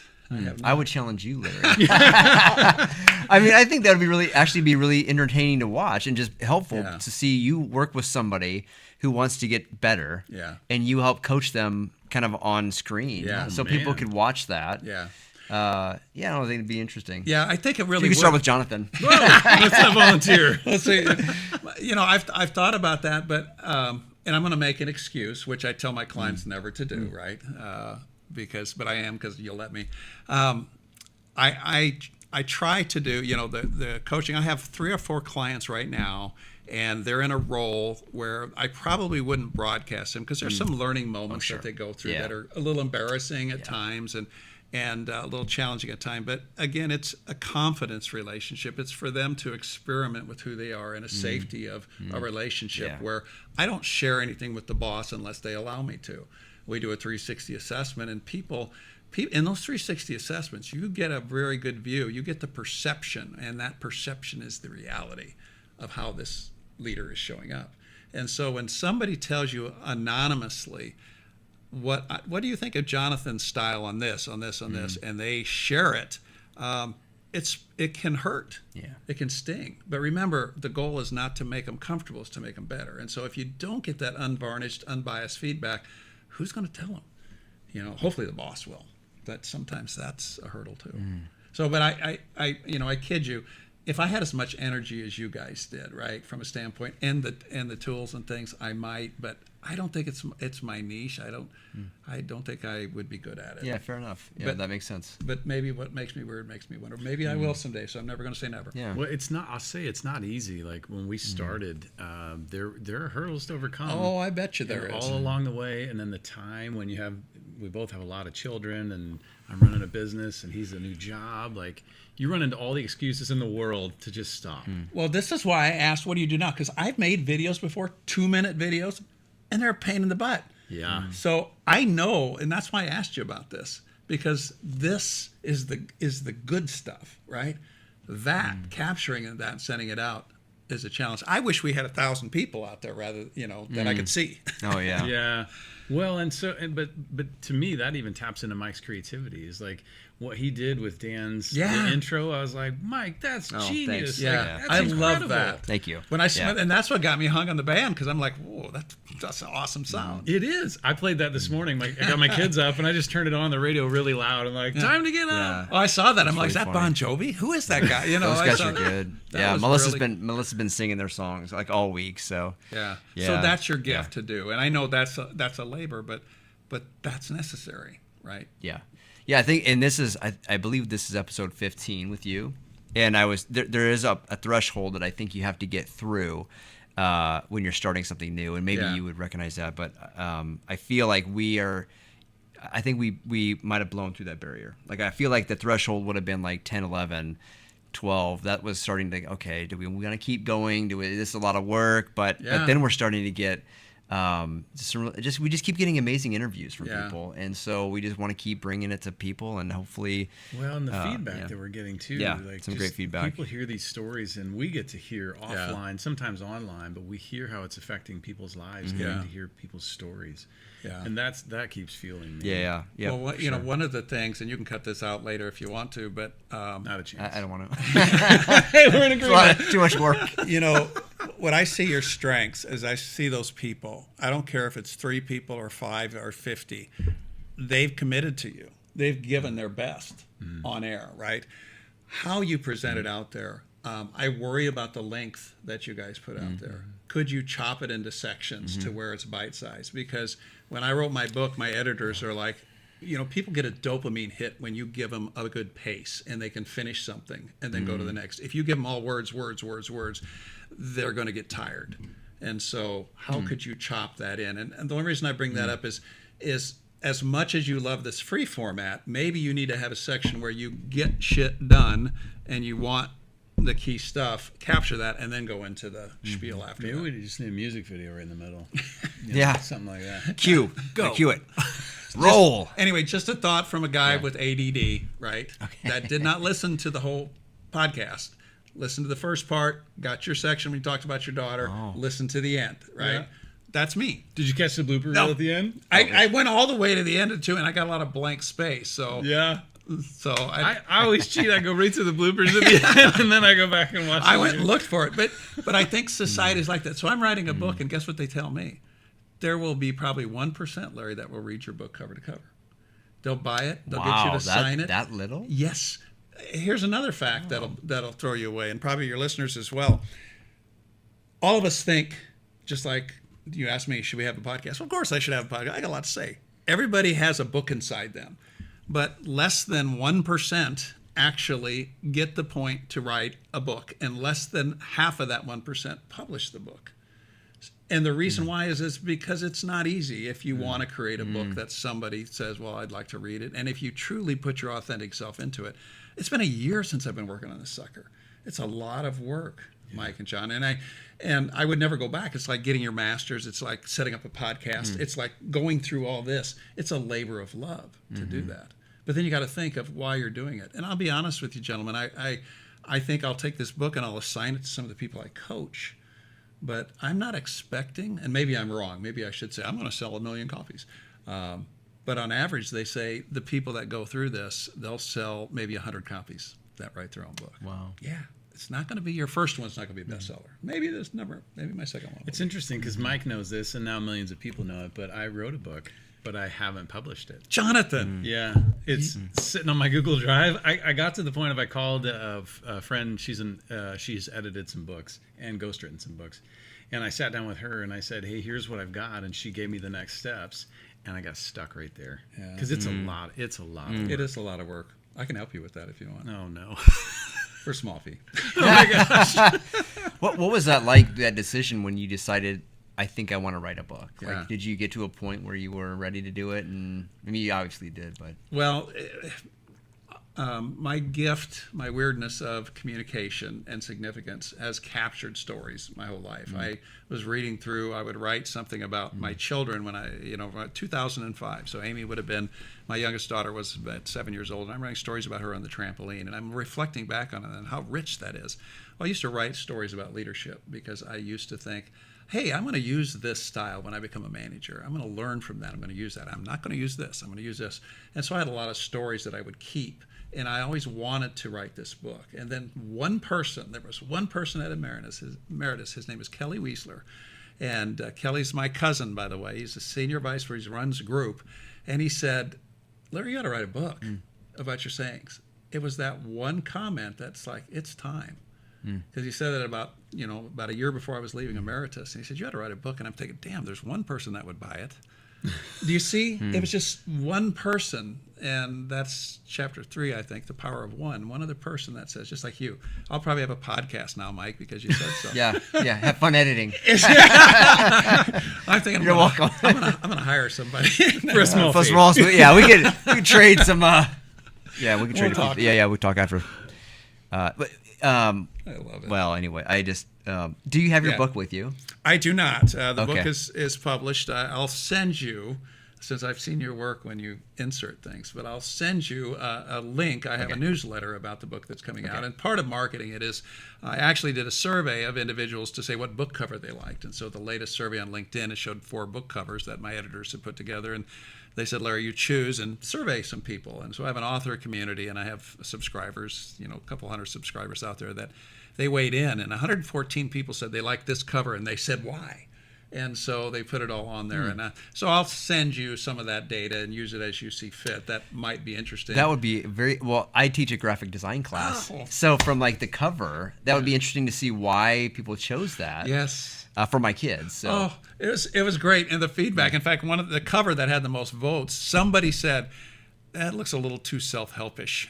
They're like, That's too, don't use Interesting. that one. Use the one that's more, everybody brought their view of the world together. Isn't that the beauty of it, right? So we did get a majority on one that said that 61 of the 114 thought this, 51 thought B, and we got the last place one. But it was interesting how people come to look at that. And they don't know the full content of the book. I've been sharing information as best I can, but that's all part of the marketing thing, right? It's not about the perfect book cover. It's like, what the hell is he writing this book? It's awareness. It's creating awareness. So did you go with the most popular, Yes, I went with the most popular. Yeah. because it was most popular, or? Well, it's because that's what you always do, Jonathan. Okay. You just sell out. That's all. That's what we do in corporate America. Good. Yeah. Good. Can I ask you I a love question about? So this is. I feel like I've got this guru that I want to just ask some questions. And now I'm gonna blank. Darn it! I'm gonna blank on the question. Would you recommend, in knowing that you're also a man of faith, a business, very business savvy person, do you find yourself like if you see a door that opens, you run through it, or like an opportunity, or do you tend to wait for that opportunity to develop more? Are you patient? What would you say when it comes to I've situations? experienced both of these Okay. through my life, and I think early on, just like telling my wife, "Hey, I'll see you in Nebraska," right? I ran through that door without thinking through the consequences, and at the time, we were both ready for that, and luckily, I had a spouse that supported that. So, my answer would be depends. And one of the things that I've learned through the years is look before you leap, right? To look at these things. I'm much more aware now, but I'm also more grounded in the things that I didn't think mattered. When I talk about what makes you weird makes you wonderful, my faith, people would say is weird. But guess what? The three of us know that makes us pretty wonderful, the fact that we have that. I haven't embraced that my whole life. I haven't acknowledged what's gotten me here. I haven't acknowledged a spouse that sometimes knows my faith better than I do and reminds me of it when I forget. And so having that allows me to be more discerning when something comes at me. Is it really what we think? I mean, a case in point. So there's always jobs for coaches. And I'm like, hey, Laura, what do you think if we go to Boston for 6 months? They need a coaching out there. We could live out there for 6 months. They'll pay our expenses. And that'd be kind of fun way to see the world. And she said, Larry, my folks are still alive. And I don't know how much longer they're going to be around. I don't want to leave them. Of course, your grandchildren, 8 grandchildren, are at the tender age of 0 to 14. What do they? You'd love Boston. Would they love you in Boston? Do you really want them to see you? So you see where, the achiever in me would say, hey, it's a good thing. Let's go. Let's do it. I want to go. I want to go. And thankfully, I've got a spouse that reminds me of where my values really lie. And again, that's where I think bad decisions that I've made in my life is I've forgotten my foundation. I've forgotten what gave me the gifts that I started with. I to this day, I wish I could tell you I'm always on the straight and narrow. No. Sometimes I look at that foundation and I'm like, yeah, it'll always be there. No, it won't. You take it for granted too many times, you start to erode that foundation. And pretty soon it becomes who you are. So I'm definitely not a perfect son of God. But I am blessed with a sister who sent me that wonderful little saying about, the little things you do every day. That's it. That's the truth. And she's been through hell. She lost her husband. He died of cystic fibrosis this last year. We lost a wonderful man. This guy was amazing. So Chris Barrick is his, not Barrick, sorry. Chris Rabby. I'm thinking of the other Chris Barrick, but Chris Rabby is his name. And he struggled with cystic fibrosis his whole life. Had a double lung transplant when he was about 50-some. He lived to be 65, 66, somewhere in there. And we get a call one morning, 5 a.m. in the morning. He called all of Gene's brothers and sisters and said, I'm done. I can't keep doing this. I'm going to have them stop using the drugs that are keeping me alive. It's time for me to go home. Who does that? Who does that? A man of faith. He had his last rites, received communion, and then 2 days later he was gone. But he called each one of us and said, I'm done. I can't fight this anymore. Had no idea. 18 trips to KU Med Center. Just incredible. What a fighter. And I tell this story to anybody that listens because that man is amazing. Thank you for sharing that. Absolutely. Here's to Eugene. Yeah. Maybe you could read that prayer, Larry. That was amazing that she sent. To Yeah, my sister. What's her name, your sister? Jean Hrabby. Jean. She is the director of special development needs out of Salina, Kansas. She staffs the schools around there with special need teachers that help the children that are challenged. And she sent me this today, and it was awesome. She goes, as you breathe in, pray interiorly that the will of God enters your soul. As you breathe out, offer your own selfishness to God. Try to think about this as often as you can throughout the day. Pretty soon you discover that you're glorifying God even through the most basic human act. Discovering this will help you realize that every act of your day, no matter how small, can become the source of outpouring of the mercy of God. So I'm like, these guys need to hear that one. Yeah. You know, she's 600 miles away, but she's part of this. And that's what gets me through that door that opens. Should I go through it? Sometimes I do and I shouldn't. But again, it's a learning experience. And I'm so fortunate. You regret the things that you don't do in life, right? More than the things that you do. You regret the things that you don't do. I wish I would have done that. But Jonathan, when you said, hey, Larry, would you do this? There was no hesitation. When you said, hey, it's raining outside, you guys want to wait until it gets better, there was no hesitation. Do it now. Because I've learned that when you have that habit of doing things, more things come, more things happen. So it's just like Husker tickets. Somebody says, you want Husker tickets? I never turn them down. Even if I can't go, I give them to somebody else. But if I turn them down, they won't come back to me and offer them again. So I never turn down tickets to the Husker game because I'm a Husker fan.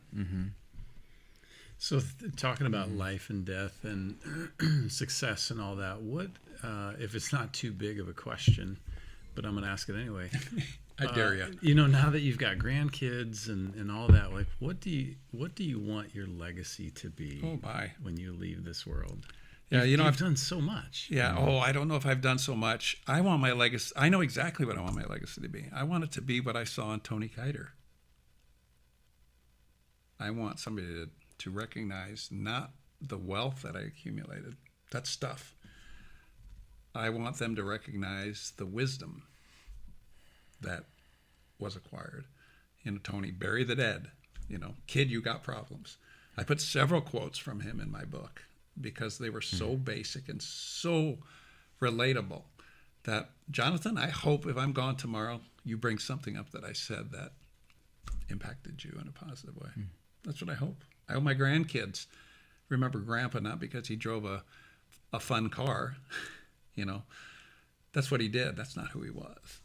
So I hope they remember something, just like my son. I mean, stop there. I don't need anything more from my son, Anthony, because he gave it to me when he sent me that note. That's all I need. That's really all I need. How about you? What's your legacy? Oh, man. I think it's similar to what you said about Tony, that because what lives on from Tony, even though he's gone, is his values. Yeah. Like that lives on, and you're still living out some of those things that he passed on. Yeah.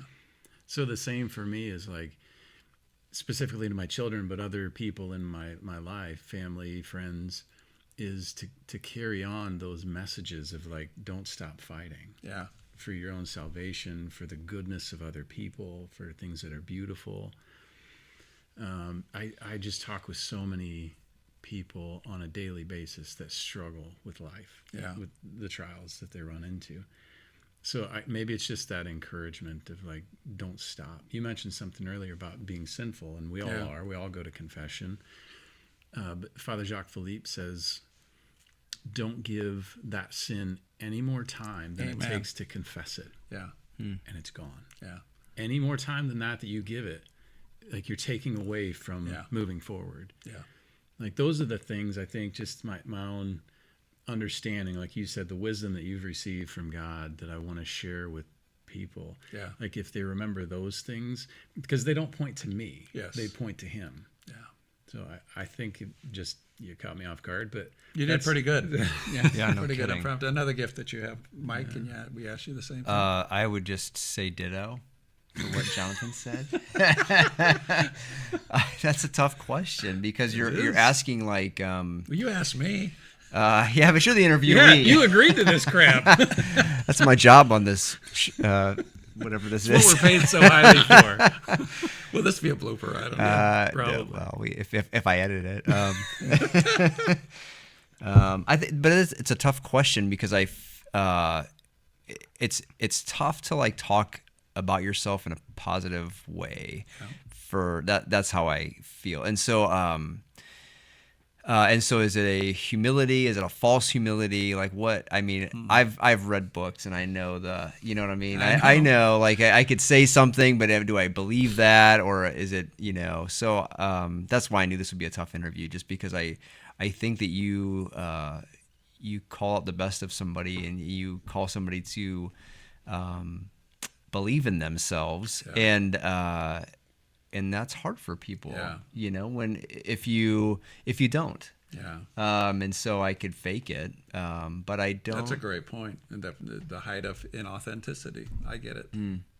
Anyway, yeah, I don't know. I mean, I think in reality, I would just hope that people knew that I really did believe in them and I love them. That's powerful. Yeah, but I think that's where I think everybody. Is that real, or are you just making that shit? Well, I just was reading it off the wall. That quote. Teleprompter. Yeah. No, but I think that everybody no matter what, everybody wants to be loved and valued, and so I try to find that in people. I think, it's been an interesting journey with teaching high school kids. Because I can identify very easily, I think anybody can, but I identify those kids that don't have that. Yeah. Like they don't have somebody telling them that they're doing a good job. Yeah. And so I get excited about that. Yeah. Because then I can at least help them to understand that they are valued and I said their name today. Yeah. Those kind of simple things. That's huge. Yeah. So That to me, that is about being seen, right? Just showing up and seeing somebody looking in their eyes and saying that I wanted to be with you. I wanted to be here. I wanted a part of this. And you guys matter. Those things are overlooked because we're in that check the box, right? What's next? What time is it? Where do we got to go? Rather than really appreciating it. And I think kids these days, they're a part of that. Mom and dad are so busy. yeah. We don't have time. Guess what? I was the king of that. I watched the videotapes of my kids we were in Grand Island, Nebraska, and there's a event going on. It's the 4th of July, some kind of celebration. I'm like, where was I? And Laura was like, oh, you're in Bentonville. That's when we have meetings. And I'm like, why didn't I ever see this video? I'm watching it 10 years later. My kids are grown. It's a wonderful life. It's the opposite of that. It's watching those kind of things. I lived that because I was pursuing that. But, I never once did my wife and I say, are we making a mistake? No, we did it damn good. And then we said, okay, let's stop. And I think that assessment and awareness of it. So I never apologize to people when it's like, I think you can be your best. I love that Peyton Manning commercial. I'm going to be a quarterback. Oh, kind of a niche job, but I believe in you. It's knowing that you can't say that shit. You can't pump up people if they're not meant to be. But you can certainly be honest with them. And I have pissed off people, and I've been fired before I got a paycheck. I told the CEO one time that I said, how you treated that HR person in here, if we're working together, this is what we got to do. And he's like, all right, well, I'll call you. And the HR called and said, hey, he doesn't want to work with you. No shit. Well, I don't want to work with him either. But I didn't say that. It's about authenticity. And you're not always going to make people happy. And so when you ask the question about legacy, I'm very comfortable knowing that I screwed up early on in a sense of being a good father. But I was a great businessman. I'm a better father now. I'm probably even a great grandfather right now, a really good grandfather. Can I make up for all that? No, but today I got a chance to be my best. I got a choice because I know the difference. The awareness has hit me. And so when I go to a game, I remember going to my son's football game and really being engaged in it, but I'm looking at my watch saying, this will be over, or volleyball games, those will be over. And I remember I have a choice now with my grandchildren. Stay from beginning to end. It's not just because I can. Well, that calls back to what Mike said earlier about like his own, is he doing something now because he truly desires it or because he didn't have it growing up? And I think what Anthony and your other kids saw, like, well, Dad failed at this. He has grown, but he did fail at this when I was younger. And now he's going to say, I want that for my son. I want that for my daughter. Yeah. And it's going to give him an opportunity to be a better dad than you were. 10 times over. And Jonathan, I think, he had 4 weeks of paternity leave, right? I took an hour, not proud of that. Yeah. But I see Tony's engagement with his son is pretty amazing. But again, it's just not pointing fingers, and not to say my son is doing it perfectly. I don't know what goes on behind. I can't judge. And it goes back to you're struggling with this whole thing about finding the greatness in you. It's there. I see it in people that have so much ability. A lot of them, it's awareness. 50% of that whole thing is, am I aware of the greatness? 25% is the skill building of how do I unleash that greatness? But then the last 25% is, do you have the guts or the desire to do it? And that's usually the biggest hurdle. That's like faith. I mean, that's faith right there. I mean, it's like you could, do you have the guts to step out of the boat? Yeah, exactly. And that's where most people fail. Okay, you made me aware. That's great. What do I do? Okay, this is what I do. Great. I know how to do it. I'm good. Yeah. I'm comfortable. Do you know how many people I've heard say, "Oh, I've always wanted to do a podcast"? It's like writing a book. Yeah. I even got to the point of writing one, and you're like, "You're the 1%. You didn't do the last step." Like that's the hardest part is the action. Well, I would think the hardest part is writing it. I mean, I understand the logistically, you have to do a lot of things, but editing is probably the hardest part. Writing is easy. Right. It's word barfing. Oh, that was the easiest for an achiever. They used to say, "Get on." I had an editor and I dump paper. Oh, that's great. That's great. And then the next one's like, why did you write that? That doesn't make any sense. They start to discern it, and then I go, oh, there's the rest of the story. That's the reality that comes through. Yeah, because that's where the hard work enters. Yes, honestly. Yeah, and that's the difference between people who do podcasts and people who don't. Yes, like editing. If I didn't have Mike here, I don't know how to do that. It's not in my wheelhouse. Yeah. So, figure it out. Yeah, he could train you. You figured it out, because you have that 1%. What if, I'm just thinking out of the box here, like what you take your book, and then what if you just read like for 5 minutes a day to a camera and you just read your book? Then he's giving you an alternative. Then you could this is not therapy, Mike. He's giving you that. You look at Larry. This is Larry's interview. I'm sorry. What am I doing? So you got the awareness. He's giving you the 25%. What's missing? Oh, yeah, you. Yeah. It's the action. Yeah. But what you guys do here is, I think, your purpose, what you're doing, to give time to somebody else, right? I mean, you're giving up your night. What do you get? You even give me a gift card. You don't have to do that. $800. I mean, what is it? What to us? No, we're so generous. How come that other guy said 1,000? Yeah. We're going to get a lot of people calling about this. Yeah. No. We need to shut this down. But I will tell you, you've given me a gift, right? You've given me a gift of not just being able to share this, but to do it with purpose and meaning, to do it around two other gentlemen that believe in what I believe in, right? That's uncommon, that we're aligned. So thank you, Jonathan. Thank you, Mike, for your time that you give to me, making me feel amazing. Oh, you're welcome. I appreciate it. Yeah. Well, we're not done yet. I was hoping that's a wrap. No. Yeah, it was a good segue. I do have to drop. So my friend Larry Logsden, our friend, coffee group guy, his father just passed away just recently, and he stood up at the wake and made a comment of his dad. Of one thing that his dad had said was that because his dad was a very driven, hardworking person, and he said, the one person that I want to be better than me is my son, and I thought, wow, that's really you work so hard to be the best, but you do want your kids, my son, your son, like my sons, you want them to be better. Yeah. And so you do your best to make that happen. And I just thought I wanted to give a shout out to Larry because he's a really good guy. And that's a beautiful thought. And you think about that, we're competitive creatures, right?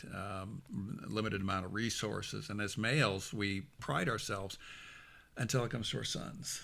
And, the one person that Larry said that we want to do better than us as our sons. So I have some questions around the strengths. Yeah. I want to ask first. You need a drink, beverage? You good, Larry? I'm good. You good? All right, I finished one, so I'll Hitting I'll my go back. stride. Okay. I may have to visit the latrine in a little bit here, but so the question. Intermission. Yeah. Yeah. Wait, we don't do that. The question I have is around. Take the camera outside with you. That's a little too vulnerable. It's dark out there. Yeah, that's a little.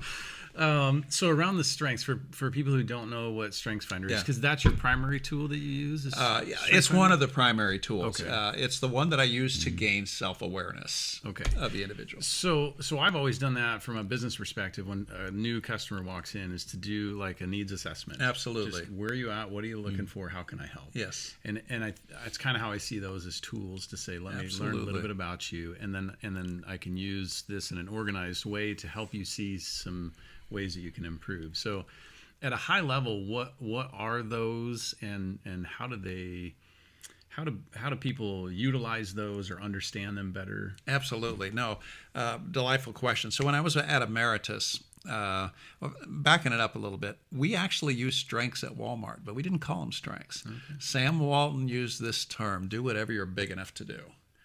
Guess what would happen when somebody was told to do whatever they're big enough to do? They would harness their natural abilities to get it done.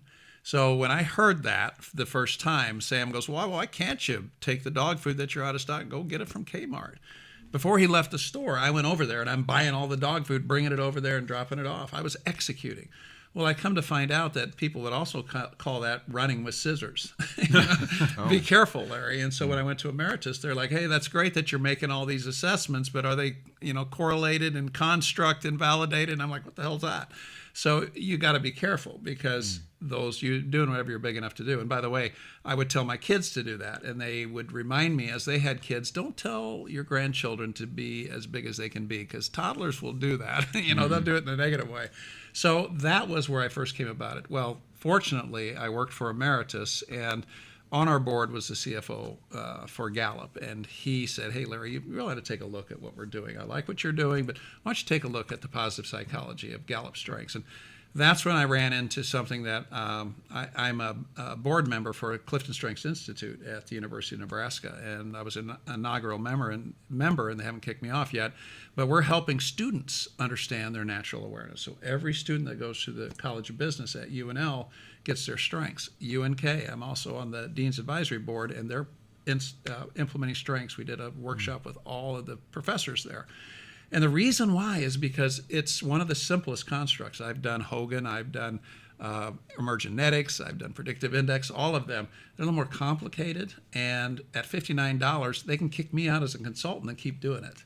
And to me, that's a business decision. And why I use Clifton Strengths is because they're very simple. But Don Clifton, who created this, what I call a great tool of self-awareness, he said, what happens if we focus on what's right about people? And so it was a positive psychology spin to say, hey, these are your tendencies. I've taken it a little bit farther because of my nature. I like to give the down and dirty as well. What you do is not who you are, but who are you and who are you not? And understanding that, Larry doesn't have a lot of strategic, so analytical. I'm not good at thinking through things long term, so I need a partner. And that's helpful for me to understand that. So that's why when I did Clifton Strengths at Emeritus and we did leadership academies, Joanne Martin was the first one that did her strengths. Her whole leadership team did their Clifton Strengths. And they really took an assessment of who we are as a team. And then from there, it cascaded down to where at Emeritus now, 90% of those associates know their God-given talents, their innate talents that they bring with them to work every day, and it gives them energy. That's so cool. It really is cool. Like you talk about leaving a legacy, and you're talking about hundreds of people that now understand more about themselves. Yeah. That's. I mean, pastors would die for that opportunity. Exactly. But I've got to be honest. I mean, it was a layup. Somebody threw me the ball, and I just tipped it in. So I learned about it through a guy named Fred Luthens. In fact, Kyle Luthens, his son, teaches out of Kearney. He's the head of the management. He's the chair out there. And his dad talked all about positive psychology, and we were going to go this route. And he said, why don't you look at Clifton Strengths? And so many people, just that one tap, go look at this. And then there it was. And it worked really well. In fact, there was an intern at UNL giving his speech, and they invited the board down to listen to these interns talk about their strengths. And he said, I work for a great company. In fact, the leader of this company lets me work to my strengths. And I'm like, oh my gosh, what company is that? It was Emeritus. And I had left Emeritus 2 years before, and I sent a note to Linda Whitmire, who was the chief actuary there. And I said, you just got the greatest testimonial from an intern. And she goes, yeah, and we offered him a job too. He's going to work here. And because he loves being able to be his natural self. So anyway, it's about what you and I talked about from seeing a kid, right? Look at him in the eyes. Well, when you know their natural tendencies and you call them by names like achievers or strategic or high communicators or harmony, you're calling them by name. You're talking to them about things that people have said, maybe they're weird. You talk too much. You're a blabbermouth. I have high communication. Do you see how it turns a negative into a positive? And then all of a sudden those college students are like, that's why I do that. Or that's why I don't see eye to eye with this person. Remember those two people, the senior leaders at a company? One was an activator, the other was a deliberative, and they were like, I hate each other. When you turn the words around and say, well, this is why you don't like them. It's because they don't operate the way you do. Giving that to a college student before they're out job seeking is giving them the greatest gift to understand what makes them weird is also pretty wonderful. And so that's why I like Clifton Strengths. And thank you for asking. Yeah, well, what I think it arms people with the knowledge, the self-knowledge, to not get into a career or a field where they find out 5 years down the road, I hate this. Yes. Because I've heard a number of times from people, friends and family even, who are years down their path in their career, and they say, I don't actually like what I do. Yeah. And I wonder if these tools can help people to avoid that. Well, one of the things that I tell people is, and I don't tell them, Clifton Strengths tells them, as a certified coach, I use all their data, but they come out very strongly and say, don't use it as a hiring tool, because what you could do is you could take somebody who is making that their life's passion and saying, you're not suited for this. When they're like, what do you mean? I do a great job at it. And case in point, I tell a story in my book about actuaries. You know, they're the neurosurgeons of the insurance industry. They talk morbidity and the life of a person that we insure, and they have to know all these numbers and calculators. When we did the strengths assessment, high relationship skills in that team, right? But yet their head is down in data all day long. You would think, well, they're not suited for it. Yeah, that's what they do. And they're adept at it. They trained at it. You know, they might be stretching a rubber band, and some will say, I can't wait to retire. But underneath who they are, we're high relators, influencers, not all strategic, analytical, things like that. So I'm very careful when I had a gentleman call me after I left Emeritus and said, hey, I want to hire you. I want to know every strength from Joanne and all the senior leaders, because I'm starting my own company. I have X amount of cash. I'm buying an insurance company, and I'm going to staff it just like Emeritus because they were successful. And I said, number one, I can't do that, right? I can't share that information. Number two, that would be wrong, because what you're doing is looking for people to be like them, to do a job like them, and that's not authentic. Hire your people with the skills to do the job. Learn their strengths and then harness their strengths. And case in point, I had a team member, Heather is her name, Heather Weary. Heather is amazing. She had high woo, which means she loved to be around people. She wanted to be around people. But sometimes she had to do spreadsheets. Sometimes she had to do the data behind. And one time she had to do a lot of that. And I said, what if you went down to IT and you worked that spreadsheet while you interacted with the team? Eyes popped open, right? Yeah. You engage and you get to do those kind of things. But even if you don't have those strengths, Jonathan, being aware of, why do I get worn out at the end of the day? It's because I'm working outside my strengths. Doesn't mean you can't do it, but it helps to arm yourself to do the job and to understand, how do I refresh myself? How do I get energy? How do I work back in my strengths? Does that make sense? It does, yeah. So like Mike and I, this is our sweet spot. Like we could sit here for hours and hours and talk. And then shocked face. Yeah, whoops. And but then you like, how much? No. Then we have to do all the stuff behind the scenes. Yeah, I and know. It gets to be a grind. I know. And that's the hard part of it. That's where you're going to hire this. I've got it all thought out. Oh, good. Yeah. So seriously, there's interns that you can hire, $25 an hour, and you could actually put this on Google Drive. They can split it up by segments after you look through it and say, here, I want you to put it in 3 bite-sized pieces. Here's what I'd like you to do. Anyway. $25, that's our monthly budget. I digress. So can you give an example of well, we were talking earlier, I think before we started rolling tape, about what was the one that Mike has where it's like you relate. One of the strengths is empathy. We were talking about you being empathetic, but there was one of the strengths about someone who listens and likes to connect. Yeah. Is there Individualization is you like to go deep on that person to make sure that they're developing. Relator is probably the one you're talking about. Yeah, because we were talking specifically about how that could, the downfall of that can be that is harmony, that you don't want to stand up or confront people. Oh, yes. Because harmony, like you can die on that. Yes, absolutely. Fence. Yeah. But so is that true with all the strengths, that there can be a pitfall to the strength? Oh, yes. Okay. That's the balcony and basement that I talk about. And again, what I like about when I use the term balcony, and the funnest part when I do a workshop is when we talk about the balcony, and people will look at it and say, "Yep, that's me," because it'll say, somebody who's a relator has few friends but very close friends, right? Is that you, Mike, by the way? Do you have very close friends? This is your interview, not me. I'm not falling back. I'm not falling for that trick anymore. He's avoidant. So somebody with relator would be somebody that has close relationships. They don't have many, right? They take time on those that matter most to them. They're high relator. The basement on that is they can be seen as having favorites, right? That people can't break into their clique. Oh. And so the basement of that. And so why I love using those terms is when I do a workshop, everybody's like, "Yep, that's me on the high." And then when I say the balcony, they're like, "Whoa, that's not me. That's not me." And I'm like, that's called denial. Yeah, right. But because we do that, guess what? Significance wants to be part of something noble, bigger than themselves, has purpose, wants to be a part of that. The basement, show off. Likes to be the center of attention, always wants to be heard. Guilty as charged on both sides, right? Yeah. What makes you weird makes you wonderful. You have to realize your audience, and then you have to temper that from a standpoint of maybe I'm being I catch myself all the time over communicating. Significance with communication, you're going to hear a lot of shit from me. Some of it good. Yeah, that's so when I put that in spiritual terms, that's virtue and vice. Virtue and vice. Like it's just the opposite end of the same thing. Absolutely. Yeah. What is the thing? Moderation. Yeah, right. Temperance. Temperance. So when you think about that, everything that I'm talking about, I learned, from Sister Grace in first grade, right?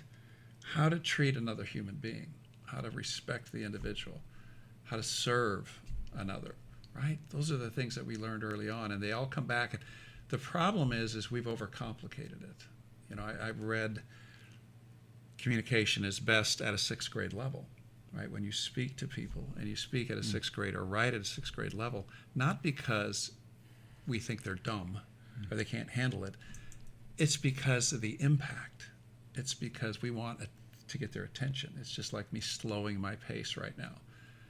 Speaking at that rate isn't meant to provide for you, it's to make impact, right? And think about what I'm really saying, or am I just filling up words?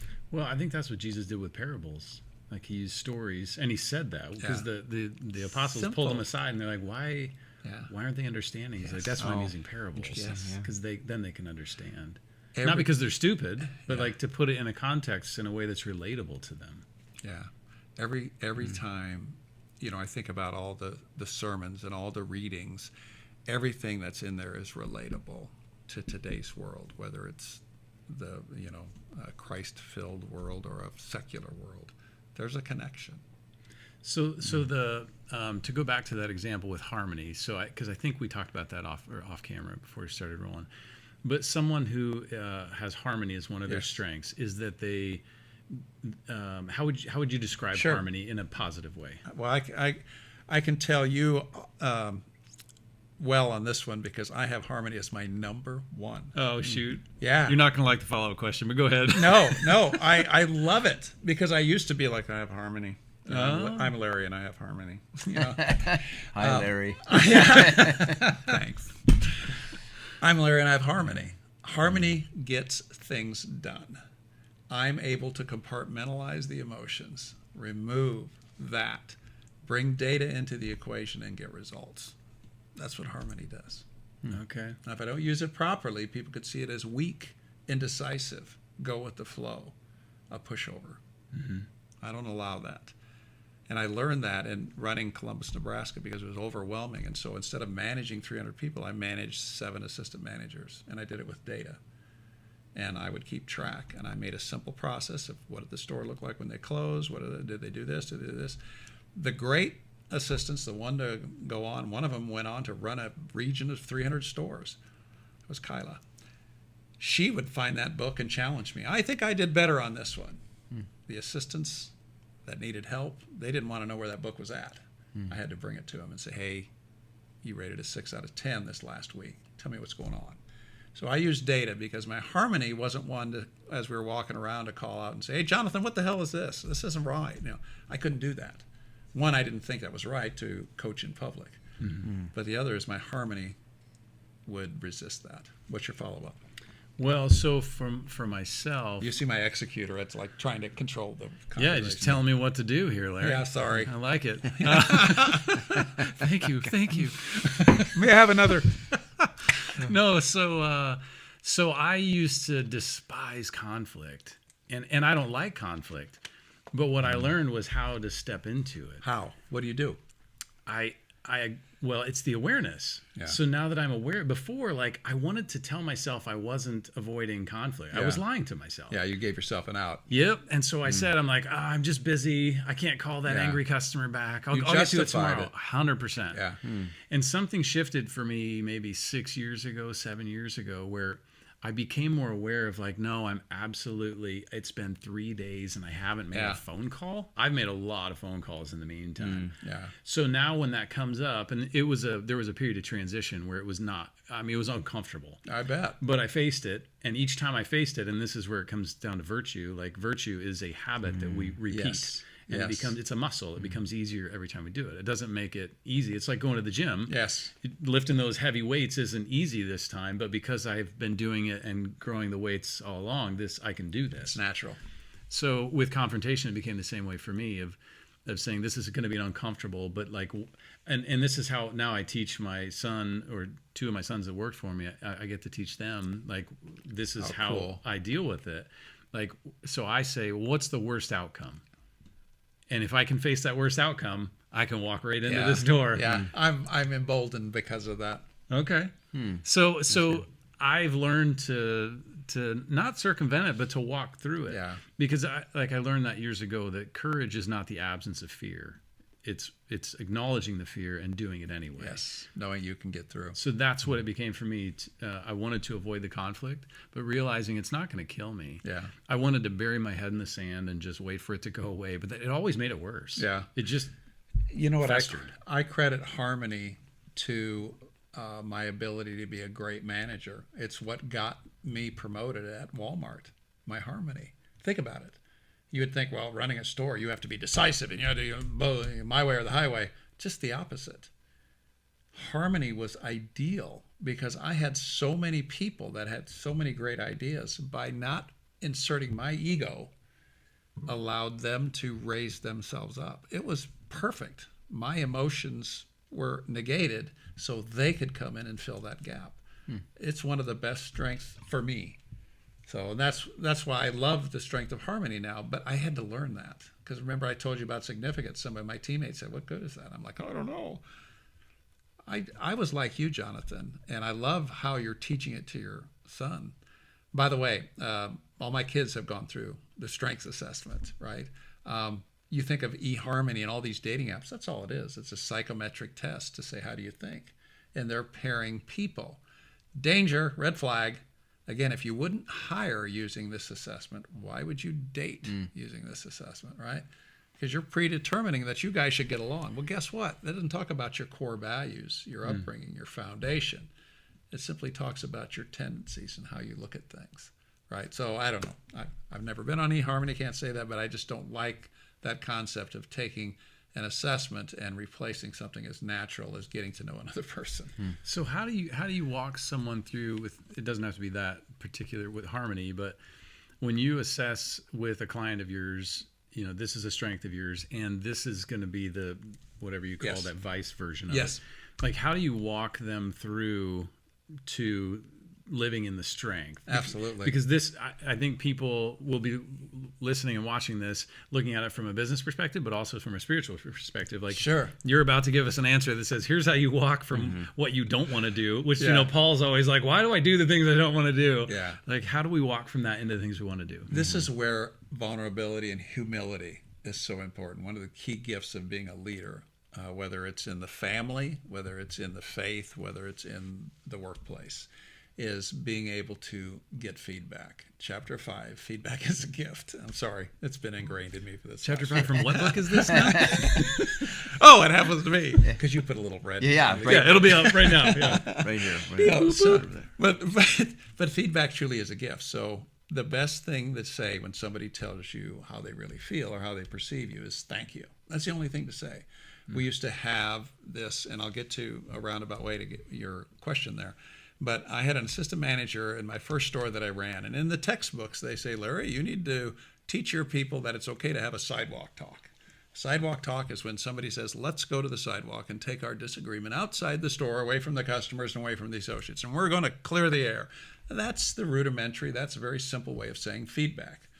And I remember when talking to my assistants, and we set up a store, we hired the people, and make sure you listen to your people, and don't be afraid to have a sidewalk talk. Assistant manager comes to me.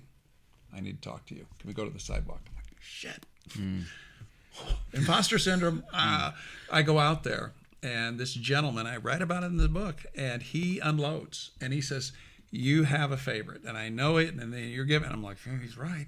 And you're giving him all the assignments. Oh, you're right, because I don't trust you. I don't think you trust me. Oh, shit, he got me.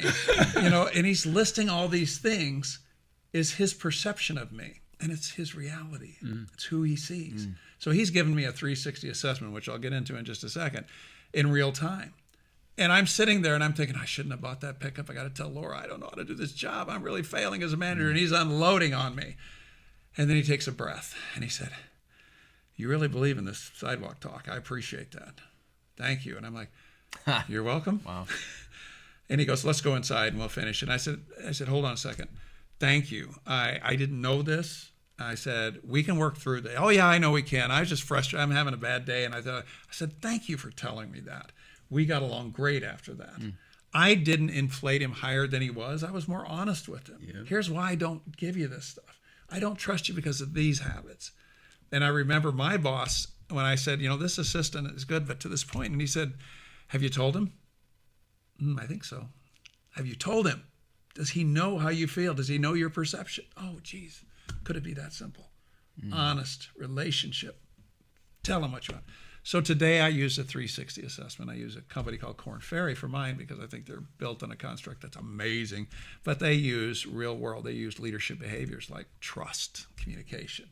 And so we give this assessment after they've taken their strengths assessment. They know who they are, right? And who they are not from their perspective.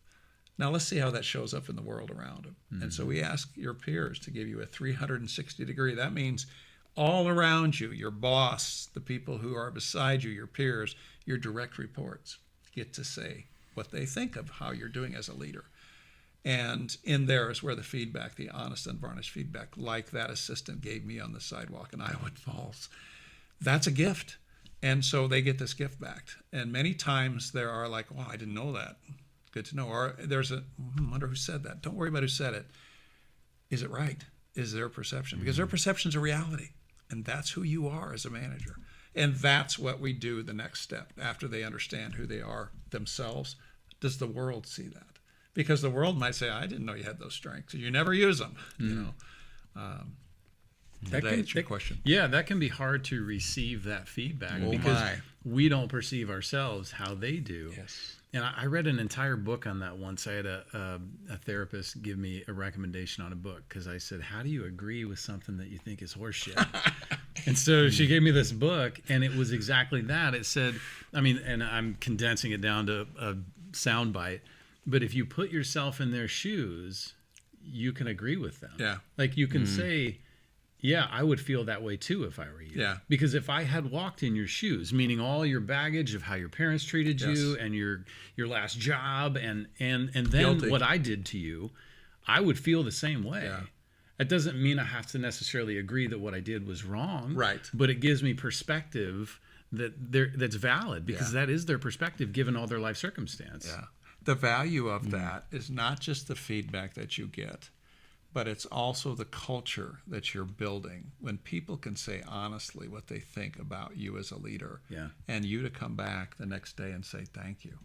I got my results. I appreciate it. And there could be some pretty stinging results. The first one that I got as a district manager of Walmart store, the gentleman's name was Rich McCarthy, and Rich, rest in peace, but he was a great manager. He was one that I needed at the time. He and I sparred, and I'd come in and I'm like, why would you do that? And I'd be like, Rich, you need to do that. And on my 360, he writes, Larry will be a great manager once he realizes we won't all run stores the way he did. Oh, wow. And my boss is reading through that.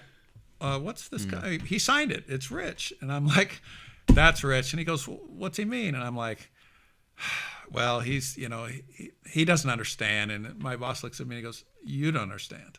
When you're pointing that finger at Rich, those three fingers pointing back, does anything he says has validity? Like, well, we could do that. Well, give me an example. And we start walking through, and then I started to look at the store through his eyes, right, rather than mine. And that changed how I operated. It was a defining moment to get honest feedback.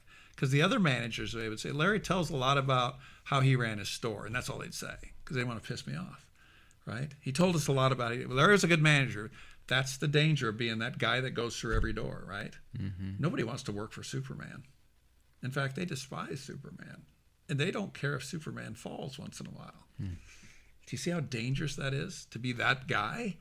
To be the one that looks Teflon? Mm-hmm. People will watch you fail and say, I hope he's okay. I learned that through that first 360 where my managers were like, he was a great manager. No, there's nothing in there about how I'm helping them. There's nothing in there about how I'm helping them. Got it. That was a changing point. I was meant to serve, not to teach. Right? Everybody was at a different level. And I think that's the way that God sees it too. Everybody's at a different level. We're not meant to teach, we're meant to facilitate. Right? It's so interesting to me. Like what you're talking about is not different than what we do. It's identical. It's the same thing. Yeah. It's like typically what we're talking about, the questions we get are more spiritual in nature, but the underlying truth is the same as what you're doing. Yeah.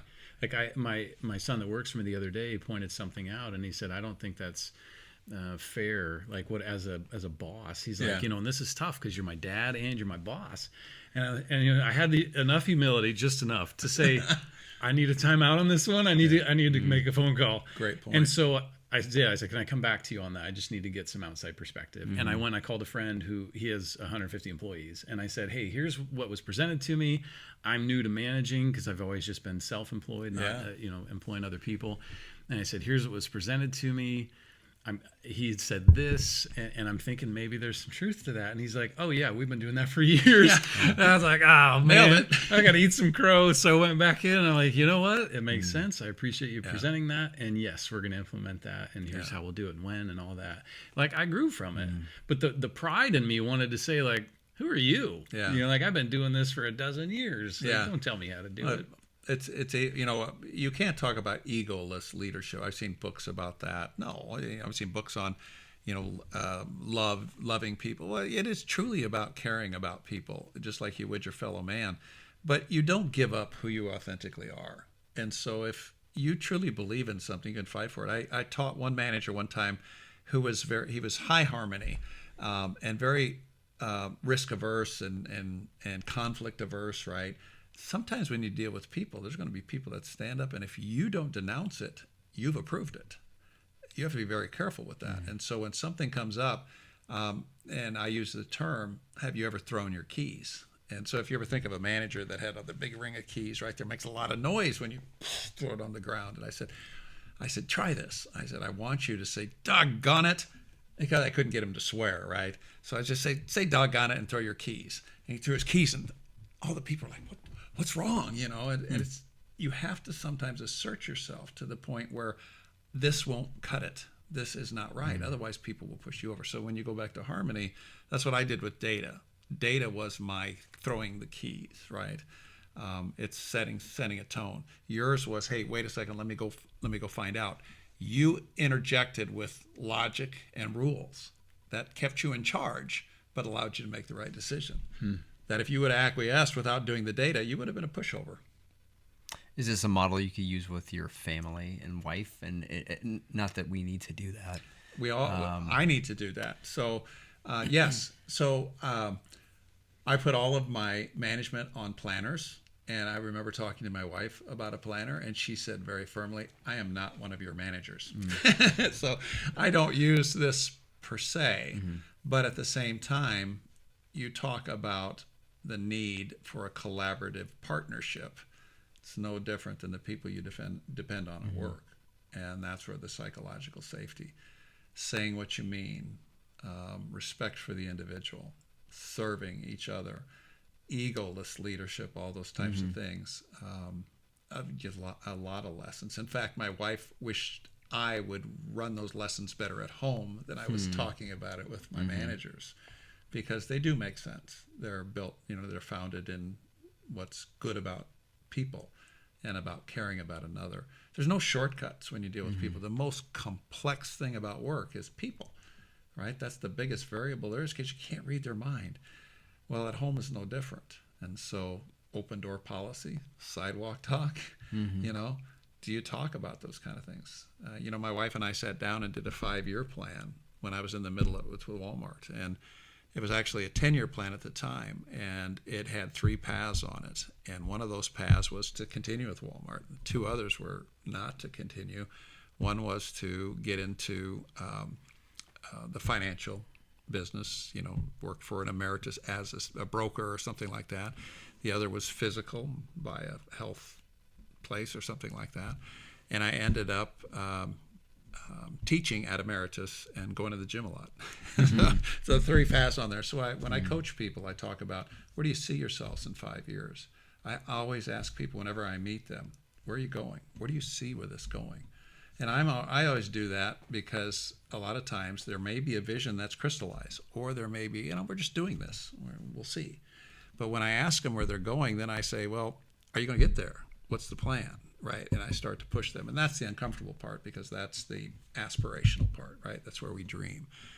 And then I ask them how that fits with their core values. And when I see those 3 aligning, it gets there. And that's what happened to Laura and I, because as we talked about it, our pinnacle wasn't to be in Bentonville with our kids being the regional's children. No, our pinnacle of success was family, and them being around their grandparents, and them being raised the values that we grew up with. And it was easier to plot that out. And so short-term plan, long-term plan didn't include Walmart. It included, that's enough moving around. So that was easy for us because I used a process. So that worked for us. If you ask, does this work for family and home?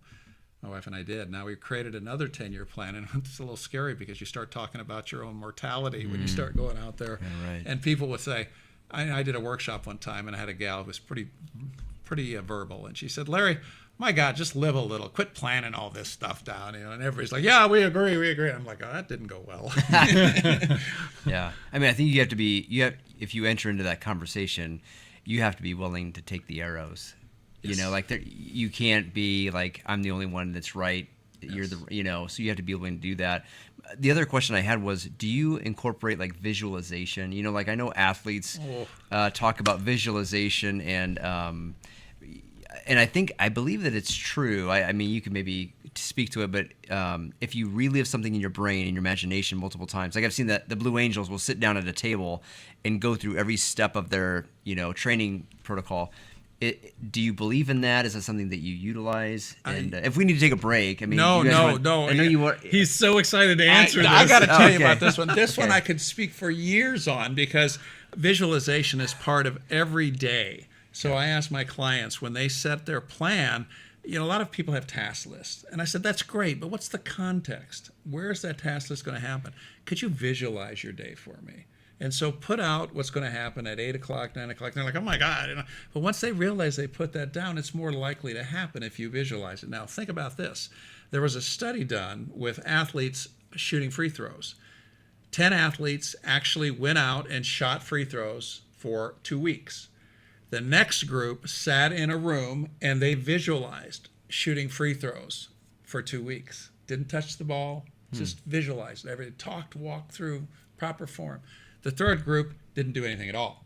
They didn't practice basketball or anything. So remember, your 3 test groups, one that actually went out there shot group, the study comes out where the visualization and the ones that shot baskets nearly identical.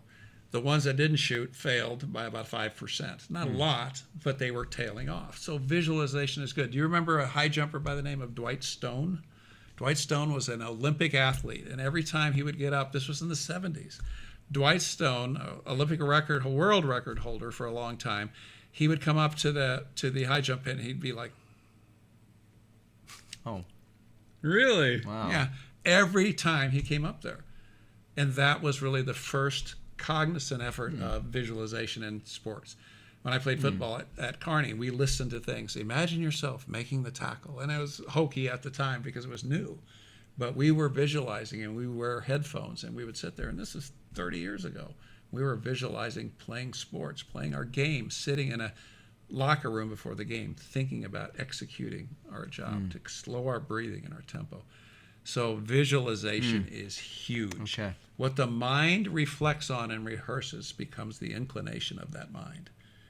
What we think about and reflect on becomes what we do. There's a gentleman that I watched, and he talked about visualization, and he was a Major League Baseball player, and he said ever since he was a little kid, he would be playing baseball, and he would imagine bottom of the ninth, down by 4, and he would always imagine World Series, and he would hit a grand slam. Yeah. And so then you fast forward to reality, and he's in a Major League, he's in the World Series, comes up to the plate, bottom of the ninth, and he hits home run.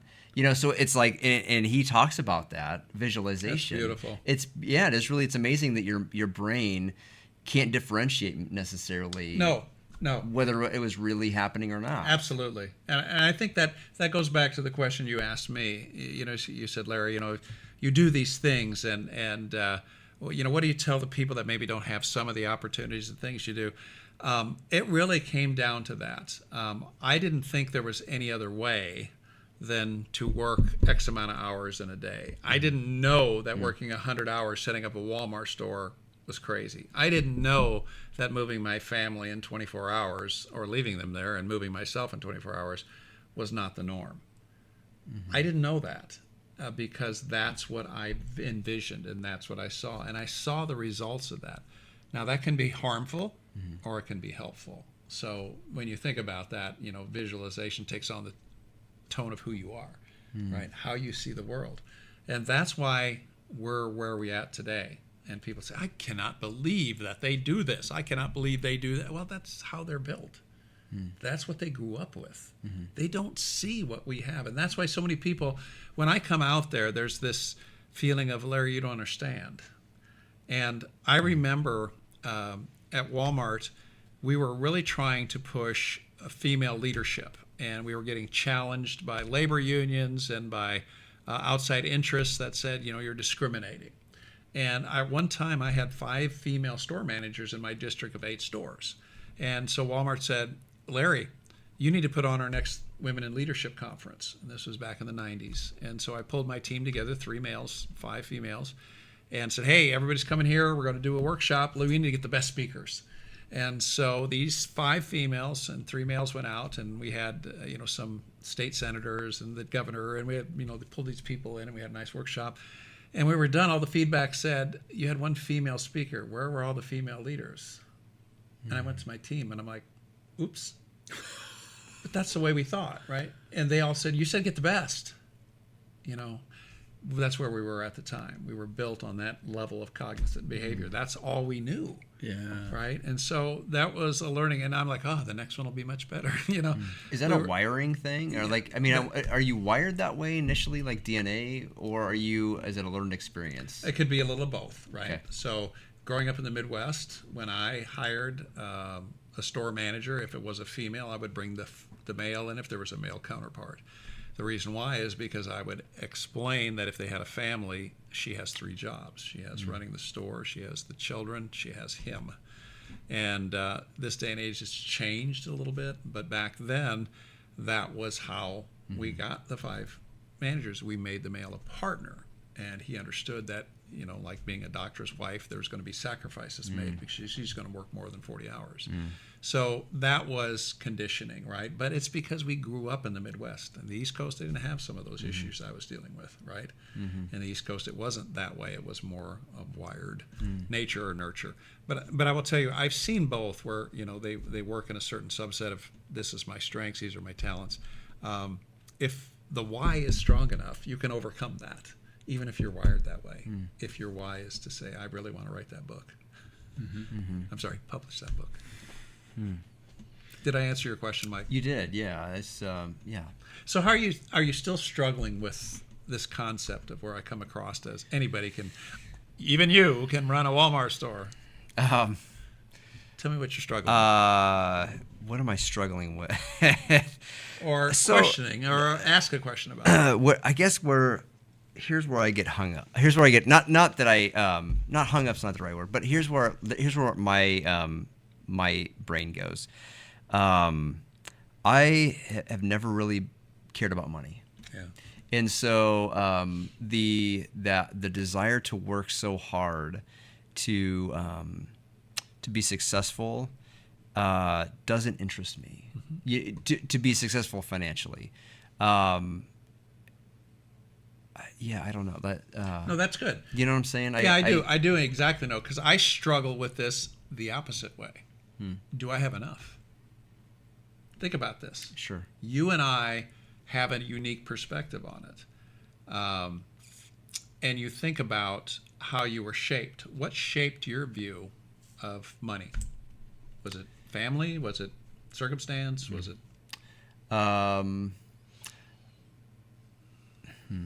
I don't know. I don't know how to answer that question. Okay. That's okay. I mean, yeah, I mean, okay. So this is hard. Is it? Or is well, it vulnerable? It is very vulnerable, but it's like, It'll stick if it's vulnerable. Is it yeah? But it's more of this. Is this a off the record sort of a conversation? Well, you're going to edit it, so but I don't care. that's true. I think that I think there's certain things that maybe I have had happen or dealt with in my life that where I saw money as a difficulty, or I can't describe it, but I just felt like I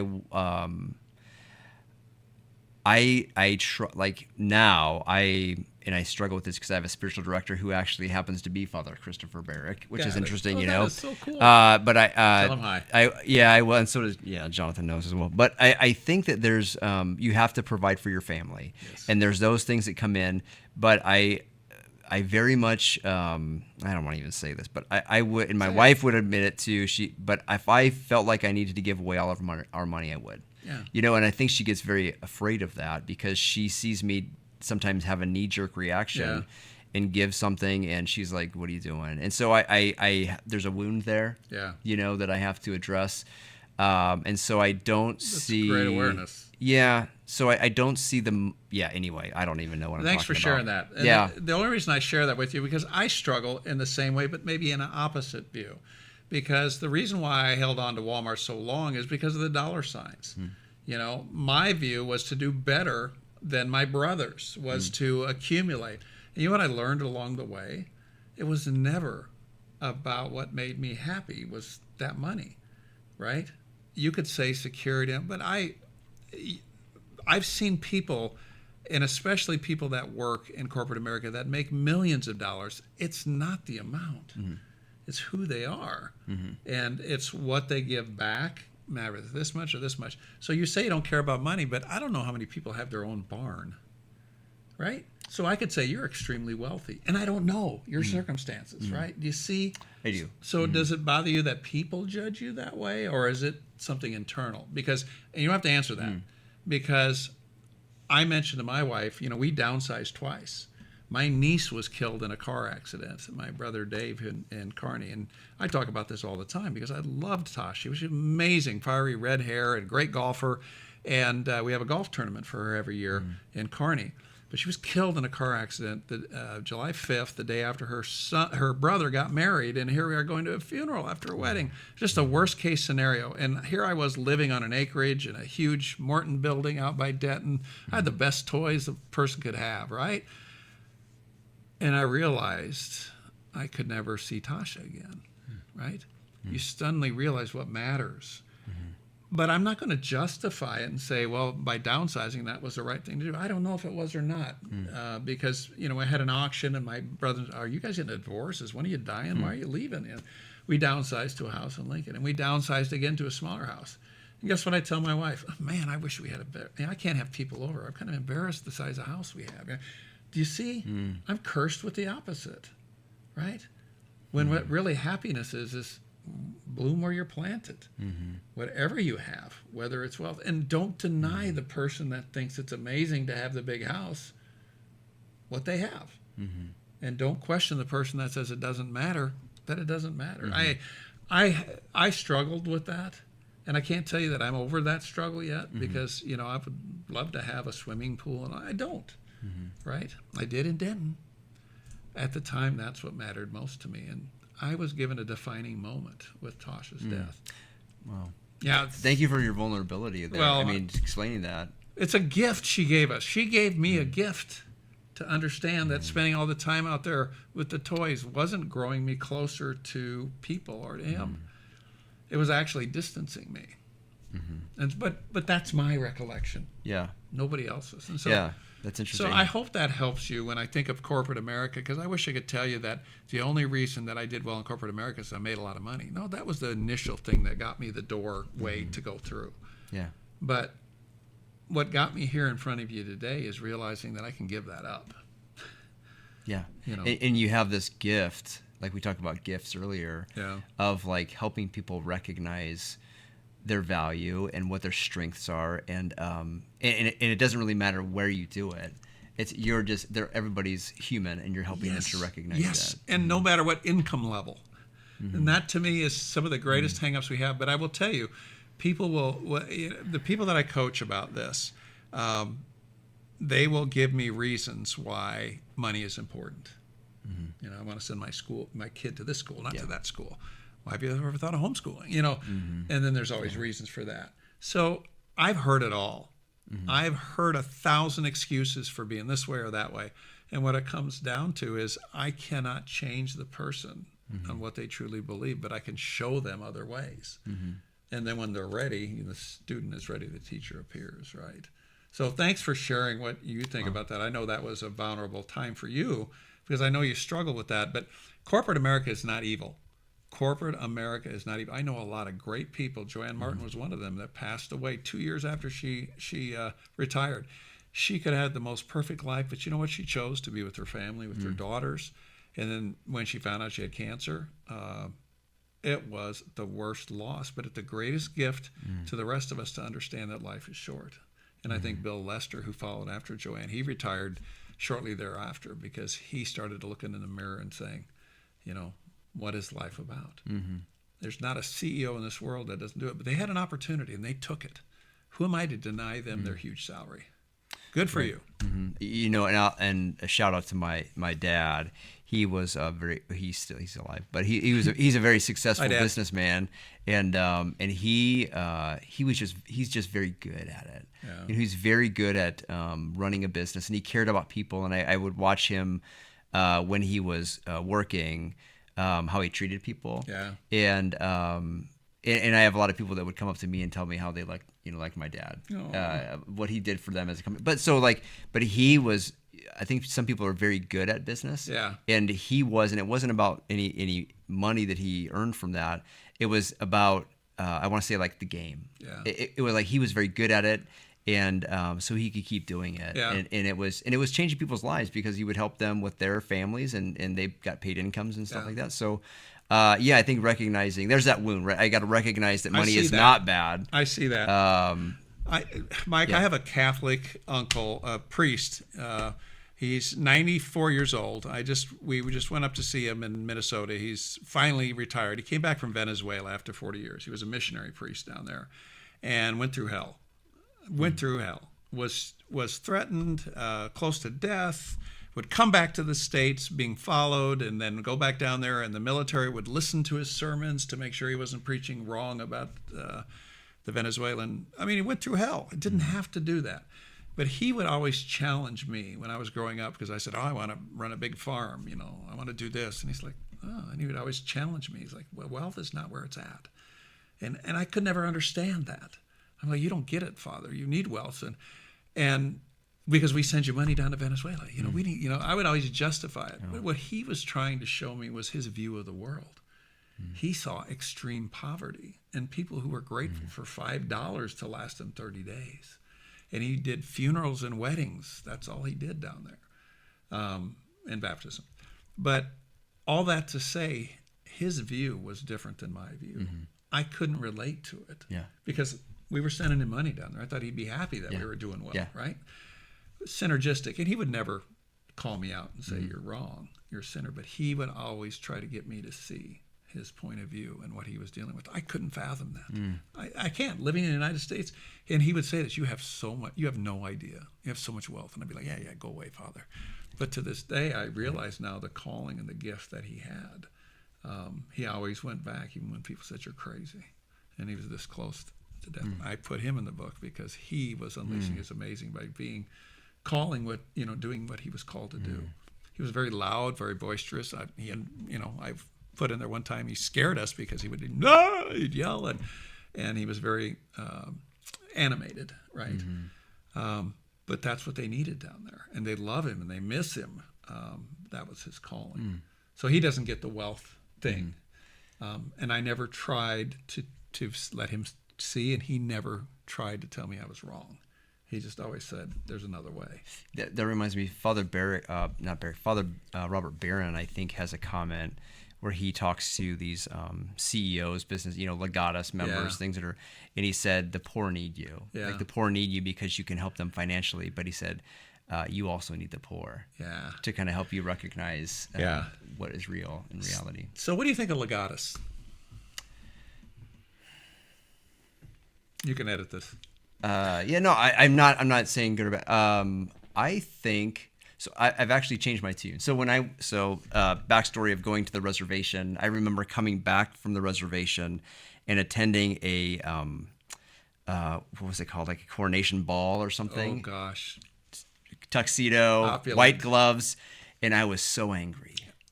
Because I'm like, I'm living on the reservation and I see the alcoholism and, so I was like, this is so broken. Like, and these people are getting awards for nothing. Like they're just because this is so and so's parents and this is who they are, and I'm like, they'll get $50,000. Oh my gosh. I honestly I was at the bar. I was sitting at the bar and I was like, this is really broken. So but this wasn't legatus, but I had this whole like way of looking at that, but I've come to realize that there are some very good people in legatus who have made a lot of money.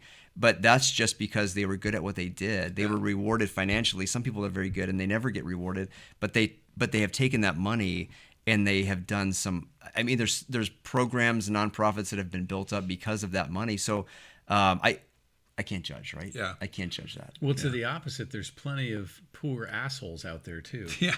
That's true. It's we tend a great to say, band name. Yeah, I mean, but that's my band name in college. We tend to say because people are poor, they must have the most generous hearts and whatever. Like, no, that's not true either. Like, it's both sides. Well, I've been, I was approached and I went to legatus and I had people that, and I better be careful here, that would say, this is important. And I'd be like, no, it's not. No, it's not. It's opulence.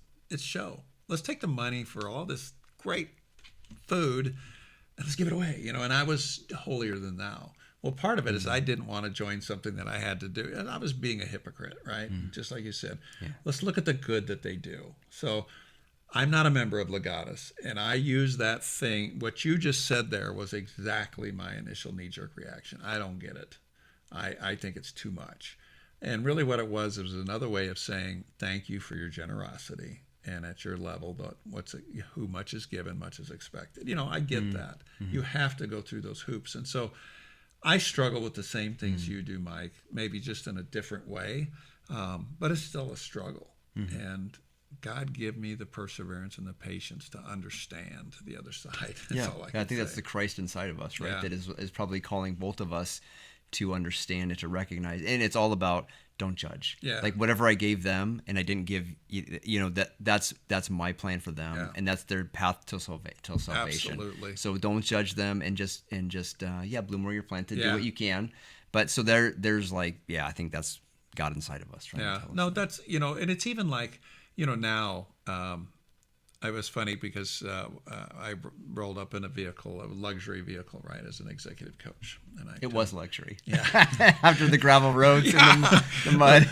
But I'm rolling up to a client. And you mean okay. Yeah, I'm rolling up to a client. And they look at my car and they're like, well, we're paying you too much. And then the next thing they say is, let's go for a ride, right? I prey upon probably their ego. And should I do that, right? Well, I'm competing against other executive coaches, and if you look like you know what you're doing, then so am I participating in something that it goes against my core values? Possibly, yeah. So awareness is the gateway, but I do those kind of things, and I call them out for what they are. Right? I realize that. Do I need to do that? Probably not. I could roll up into a VW, and one CEO would say, "That's the guy I want to work with because he knows his value of the dollar." Right? I'll get that client too, right? And then I could roll up somebody else, and they're like, "Wow, I'll never hire him. He doesn't know how to." It's a crapshoot, right? Yeah, because then you try to become who other people want you to be. Yes, But when you like sit back and say, "But who am I?" It's the old man, the son, and the donkey, right? Yeah. Trying to please everybody, but. What's that story? I don't know that story. The old man. So it's a parable, and it's about the old man, and they're taking a donkey to market, or they're taking a donkey and they're going to the market, and the son is riding on it, and the people are like, "Oh, that lazy son! He should let his dad be on there." So the dad jumps on the donkey, and they continue to walk. And a little farther down the road, they're like, "What a fat old! They should let they shouldn't do that." And so they both get off, and then people said, "Oh, how stupid are they? They're both walking, and the donkey is." So they both jump on it, and the people say, "Oh, that poor donkey carrying both of them." And they're saying, "Well, they carry the donkey, and they slip, and the donkey goes over into the river and perishes." And so the parable is like, you can't please everybody when you do that. That's really good. Have you? So I love this story, and it's actually on the wall of Jimmy John's. So it's got to be priceless. It's really good. Well, and it's the parable. Well, not the parable, but it's the story of the Mexican fisherman. Have you heard that before? I'm not sure. Keep okay, going. yeah. So he's as a Mexican fisherman, and he's out on his little boat, and he's fishing that afternoon or whatever, and there's an American businessman on the side watching from the shore. And he's just watching, and so the Mexican fisherman comes into shore, and the businessman's like, "Well, you did a great job. You caught, how many fish did you catch?" And he's got a few fish, and he's like, "If you stay out there a little longer, you can catch a few more fish." And he's like, "Well, then what would I do?" And the American businessman says, "Well, then you could like sell off what you don't need, and then you could take that money, and then you could maybe buy another boat." And he's like, "Well, then what would I do?" And he's like, "Well, then you can hire somebody, and they can go out and they can fish with you, and then you catch more fish." And there's this cycle of like, "Well, then what would I do?" And he's so it gets to the very end, and he's like a corporate businessman. He's got a big company on the stock exchange, and he's then like, you "Well, can go fishing. Then you can go. Then you can live in a small little Mexican town." And it was just this, it's a great, the way that the story. I love that. That is probably one of the best ones because it really epitomizes sometimes how we complicate things, right? When really what we're trying to do is get back to the roots of who we are. Sure.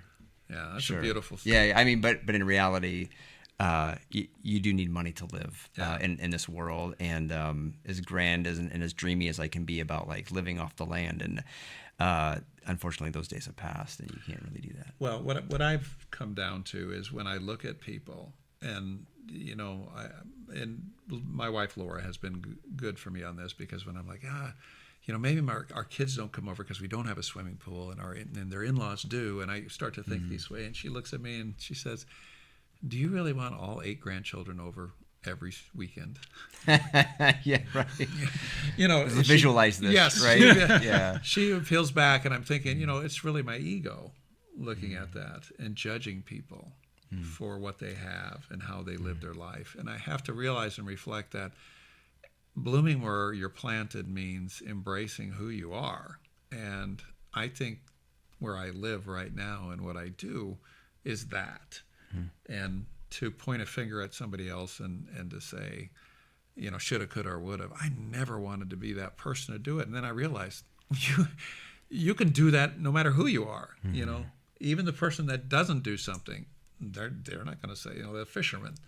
I should have built this company so I can go fishing someday. Oh, I'm fishing right now. It's your perspective. That's something that my uncle or that my cousin Tony taught me was perspective. Thinking about it when I would complain or something like that. He'd say, he said, kid, you got problems. And he'd say, well, what the hell are you going to do with that? And why are you doing that? He would break it down to the simplest of terms. And he was one of the best ones that if you can explain something simple, you understand it well. That's really where I learned that from, because his was rooted in the very basics, into a biblical sense of right and wrong. How can you get any clearer than that? Gentlemen, I need to let my wife know where I was. Yeah. I said I'd probably be an hour or two. Okay. Well, that's 9:30. Should we? Yeah. We can. Larry's texting on the podcast. Oh, sorry. Does it just ever be a happen? second. We'll just wait. Could you guys out there hold? Just talk amongst yourselves out there. Well, you know what? When will this come out? Because Laura might see this and she'll know where I'm at. Can you get it done yet tonight? Yeah, it's already done. Could you just get on that mic? So efficient. It's already out there. You don't have anything else. We're not even like with this. You're watching it live, and we should have done live. Oh, we could have done that. She actually asked. She goes, "Is this live? Is it something I can listen to?" I said, "No." Oh well. One day, Larry. I think it would be good to do the second, because we have interviews that I would love to do a second interview with, to maybe do a live where we could do Q&As with somebody that's watched this before. That would be fun. Then we have Q&As on hey, this is what I've watched. I want to ask a question to Larry, and then we take the live questions. Yeah, I would love that. Okay. If you ever need alumni to come back, I'm a good alumni. Okay. And this is the time we should put in a shameless plug for donations, because we're not there yet. Yeah, speaking of money. We'll get there. And how we don't like it, and I need, whatever. We need it. Well, you know what you should do, if I might, and you can edit this out. But I'm willing to put this on there. I would offer somebody a free Clifton Strengths assessment. Awesome. Yeah, if they would, like to learn more about this, just call into these guys, and I'd be glad to share with you on my dime of Clifton Strengths, not just the assessment, but also a hour's worth of coaching. Wow. How to use who you are and who you are not. I'd be honored to. So that's what I was going to ask that question, That's but awesome. you preempted me. That's how good you are, Larry. Is how so? 'Cause it's live. How can people connect with you? Like Absolutely. you're online. Yes. Because a lot of times, like with Dan Zock, we got people that are hitting in the comments, and then Dan's watching them and posting to them. So if people are interested in learning more about it, or doing a strengths test, or even maybe working with you, or finding out about how they can work with somebody local or whatnot, how can they get in touch with you? Absolutely. So I have a strong presence on LinkedIn. I do a newsletter that I usually put something out every week or every other week, especially now with the book coming out, Unleash Your Amazing. But if you go out there, also LarryKeiterCoaching.com, I have a website. And if you go out to LarryKeiterCoaching.com, you'll see a lot of this information I'm talking about. You'll also see some of the companies, not some of the companies, you'll see all the companies that I've worked with across Nebraska and the Midwest, and companies like Emeritus, Walmart. I still do some work talking with them, Delta Dental, different companies that I'm honored to work with. You'll see their names out there, and you'll also see some testimonials of the work we did, just what we've talked about here. Usually about leadership development, but it's also about workshops. In Omaha, I do workshops for companies down there to really help them build their team. It gives them a language that they can talk with each other. It also opens up the gate of awareness when you're working beside somebody to understand, why does Mike do what he does, and why is that weird still wonderful? It helps them have a conversation. So that's where they can find it, LarryKeiterCoaching.com. We'll have that in the show notes too, so you guys can easily click that. Nice. Put the hyperlink in there if you would. Yeah. Is this where you'll edit in like a picture of Larry's head coming across the screen? I was gonna have an old football picture maybe. Oh, there you go. We can Find it. Well, and before we forget, you're getting awarded a beautiful award from Carney, right? Yeah, Can you talk about that for a quick yes, second? absolutely. I'm delighted to, and I'm honored. I'm named as one of the 4 distinguished alumni this year. They're from different classes. I'm from the class of 1986, graduate of UNK, graduate of Kearney State at the time, but they're having an alumni awards banquet, and also I get to be in the homecoming parade. Wow, my cool. wife and I, I can vote for you. What? No, you're not a. I go to Kearney right now with my classes. Oh, do you graduate really? classes. Yeah. Oh, nice. For teaching. Very cool. But I don't. Yeah, you're not in it to be voted on. No. Okay. No, Well, I would have voted for you. I'm in. You're already in. Yeah. But I was. I do need to give a shout out to Scott Nelson, the elevator guy. So Scott, previous president, big founder of Unico here in town, and Scott and I worked closely on the United Way for a number of years. And Scott, being a Kearney grad, he started asking me, and actually last year he said, "Hey, Larry, I think you should, be nominated to, all the things that you've done with Walmart and United Way. I think you'd be a good one." And I work closely with UNK doing the strengths workshop, and I'm like, nah. And I didn't put anything in that first year. And then the second year, I'm like, maybe I should. Maybe I should, explore this gift, this podcast idea, right? And so I filled out the form and sent it to Scott and said, "Scott, here is the form. Send it in, be what it may." And they said, "Yeah, we think that's pretty cool what you've done and what you're doing, and that you're writing some books." And so, this Friday. And the neatest thing about this is, the parade and all that, and the football game and the recognition is great. But my family, they're all coming down. So all 4 of my children and the 8 grandchildren are all going to be at the tailgate. And they've all agreed to come, and they're going to get to sit up there with me and enjoy some of the spotlight. But we're going to take them over to Martin Hall, where Laura and I, where it all began. Yeah. So we'll get a family picture of that crew there, because that's pretty important, that secret Valentine dance. Full circle. Wow. I think thinking back to like when you talk about being the 25-year-old Larry running a store to now, like you probably couldn't have visualized exactly what this looked like, but you have 4 kids, beautiful kids, 8 grandchildren, successfully helping a lot of people. Like, what a blessing. And on this podcast, and I'm not saying that jokingly, because think about it. This is a defining moment in time. This is meant to be something greater than we even realize right now. And that's how I've looked at everything. When I was running naively a store and then progressing forward and having children either, that's scary.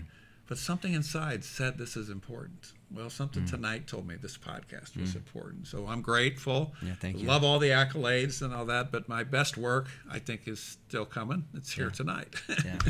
And we'll have to get your next book too after, Absolutely. Yeah, I'm excited for that one. Really. I am too. And I will just say about that next book, it's a children's book, and it's a real life book, and it's about a child that is so comfortable in their home environment. They have grown up in a loving family that truly embodies authenticity in their faith and how they were raised, and it's showing up in their daughter, who falls asleep wherever she feels sleepy at. And they can be in a store, and I see a picture of her slumped in her shopping cart. So the book truly is about psychological safety and a parent unleashing their amazing and raising children to be their full potential by giving them the safety they need to be who they are. So it's to me, it's more powerful than my business book, but they both kind of attack the same thing, and that's bloom where you're planted, unleash your amazing. What a great perspective too, to have that first book and that experience and knowledge to write that kind of a book. Yeah. I'm pretty blessed. That's awesome. I'm pretty blessed. I was put in the right place, and to your point, I walked through the door when it appeared. And so this book was something, and I told you about the gentleman, Kelly, who said, "You ought to write a book." And I'm like, "You're right." So it was a gift that somebody gave to me, and so I got to make good with it. That's great. Thanks. I appreciate what you're doing, because it really you're helping the human person to know themselves better and to connect with other people better. I think that's if I can boil it down. That's a great way to say it, Jonathan. It's all about relationship. Business is relationships. Yeah, people tend to think it's about product, but it's not. No. Like, my business sells a product, but You're in the people business. Our motto is good trucks, good life, because I'm focused on giving people a good life, and I do that with the product, but the focus is the latter, and I make sure people know that. Like, that's what our goal is here. Where did you get that tagline? Good trucks, good life. Made it. Nice. Yeah, my buddy who has a medium-sized company, he paid a big firm to come in, and then I soaked up all the knowledge, and he said, like, really make it something that's meaningful. Yeah. Like, it has to. Every decision you make should come back to that slogan, And whether that's buying, donuts on Friday for your employees, or fixing a transmission in a vehicle that is broken or whatever. Yeah. Whatever the decision is, it comes back to before you do it, say that motto, and does it match? If it does, then do it. That's beautiful. If it doesn't, then don't. So it had to be something very tangible, and it was. It is. That's good. And where is that located? Oh yeah. How many trucks you got for sale? Yeah, all of them. They're all for sale, Mike. I did business with you. I remember selling. That's true. Yeah. I think we had a Mazda once we sold, or a Nissan. I was at your farm auction. I remember Yeah. that back in the day. Yeah. We sold a Suburban there. Yeah. You might even bid on it. Burgundy. I think I did bid. I didn't win it, though. Yeah. It had a lot of kids in it. Yeah. A lot of miles. Yeah. His dealership's great though. If you're in Lincoln, Thanks, Mike. 40th and 50th and Old Cheney. 50th and Old Cheney. Yeah. I can vouch. Good quality. Yeah. Good people. Yeah. Good trucks. We Good don't- trucks. Good people. We don't sell luxury vehicles that. But Larry you do does. offer sound advice. That's true. To people in the market. You know a lot about it. I had no idea about all these auctions that are going on out there. So that was very helpful when I learned. Well, that's what I tell I had two sons who worked for me. One is now continuing his education down in Texas. The other still works for me. But I've always told them that the objective is not to sell someone a vehicle. Yeah. Like if that's a byproduct of the relationship we build with them, great. So when people like yourself that came to me and said, "Hey, can you help?" and I said, "Absolutely." Yeah. And then you found another solution based on what I offered. Yeah. Like, congratulations. Yeah. Great. And that's what people get met with. People buy you, not your trucks, right? Yeah. Yeah. That's pretty cool. Yeah, you helped us too. I mean, you didn't. Oh yeah. Yeah. We wanted a different car, and you pointed me to another dealer that had what we That's needed. cool. Yeah. That's And then you took mine on a trade, I believe, I did. Yeah. and it was a lemon. Yeah. It was. Oh boy, that thing was. I got it. I got you so good with that one. I'm a sucker, just Mike. kidding. No, man, you're really good. If you are a broken human being and you need some advice on your life and you want to buy a truck, this is the place to go. Well, start with Larry, then come to me. Yeah, sure. Find your strengths. Come to it. Can I take a selfie of us while we're here? Oh yeah, for sure. Okay. I Well, know we'll wrap it up too. I know we're online, but I don't want to all miss right. this opportunity. Look at that. Will this one work? Oh, that's spatial. Never mind. Let me go to photo. This is what selfies look like when you're watching someone take one. I want to put this on my LinkedIn. Look That's at so that. funny. That is cool. Thanks, Larry. We should Yeah. overlay that while we Oh yeah. Can we do that? I don't know how. Oh We're man. gonna figure it out. You gotta text I that to don't us. even know what's. I got so much to send you. No, No, send it all. All right. Well, I've come to love you, Larry. I So love you thank too, for Michael. Being here, man. Mike, thanks for Yeah. allowing me a little bit of latitude to, that's my significance to feel like I know what I'm doing when I ask you questions. I don't. I take chances. No, you know. I mean, you know what you're talking about. So we feel pretty privileged that you were here. Do you know what this is? I do not. Nobody ever does. Yeah. It's eggs. It is eggs. You're right. There's a raw one, and the rest are boiled. You're You're gonna gonna snack it you're on gonna your head. or eat No, it. well, we should just let people assume what they should should do whatever and then they think it's whatever they for. want to do. Smack it on your head. No. So we've had 15 interviews. I wonder what the record's going to be. No, So we've had 15 interviews, and every time we have somebody come sit here, nobody knows what the egg question is, and it's sort of a tell. Have you watched all of the episode? Oh. And it hasn't. We didn't start it like that, but it's so funny. Anyway, yeah, but you know what? it's so One funny. day when people are like, "Yeah, it's the egg question," Yeah. you're like, "Oh, it was Yeah. fun when people had no idea." Well, let me Yes. ask you this. Let me Yes. ask you this. Who's your next client, and what do they win if they get this right? Oh, that's a good question. We should have a prize. It's a luxury vehicle. a little bit of mud on it. Because I'm going to call them. No, we're just being silly, but so we have these are the eggs here, and there's 6 eggs in this basket from a chicken. Of course they are, but they have a number on the bottom. You pick out an egg, whatever number on the bottom will correspond to a secret question that we're going to ask you. I love it. Yeah, I love it. So Can I have more than one egg? You can do Yeah, it. but Yeah, you only get one question. it may be the same question. Question number 4. I don't think we've had a 4 yet. No. Out of 15, that's impressive. Yeah. This is really cold. How old are these eggs? No comment on I've been that. sitting on them. Have Why is you? it- Okay. Why is that cold? They haven't hatched yet. I love this. No, Secret it's, question. Bring it on. I think Jonathan came up with the egg question. Did I? I think you did. I don't. So You can see how successful it is. Yeah, well, Wait a second. Did you do this in case it got quiet and there was a lull in the conversation? No. We end every episode yeah. this Okay. way. This is the Yeah. egg Right before the question. bloopers, which you already saw. Well, I don't want it to end, so just, you know. Oh, that's what I'm thanks. saying. Don't answer the question. All right. This question is twofold. Number 4 is what TV show would you want to be on? Oh, my. And what TV show would you not want to be on? Oh, my. And why?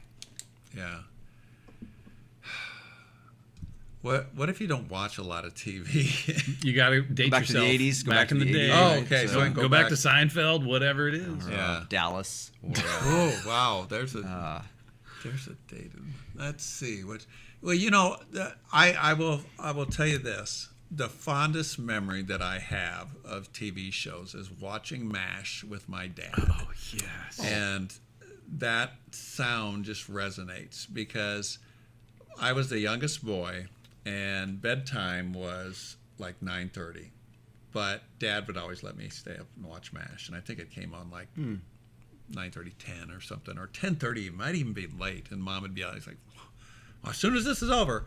And so MASH would come on, and then Dad would usually get a bowl of ice cream. And he'd say, do you want a bowl of ice cream? And he'd mash up a peach on it. And it was just a great memory.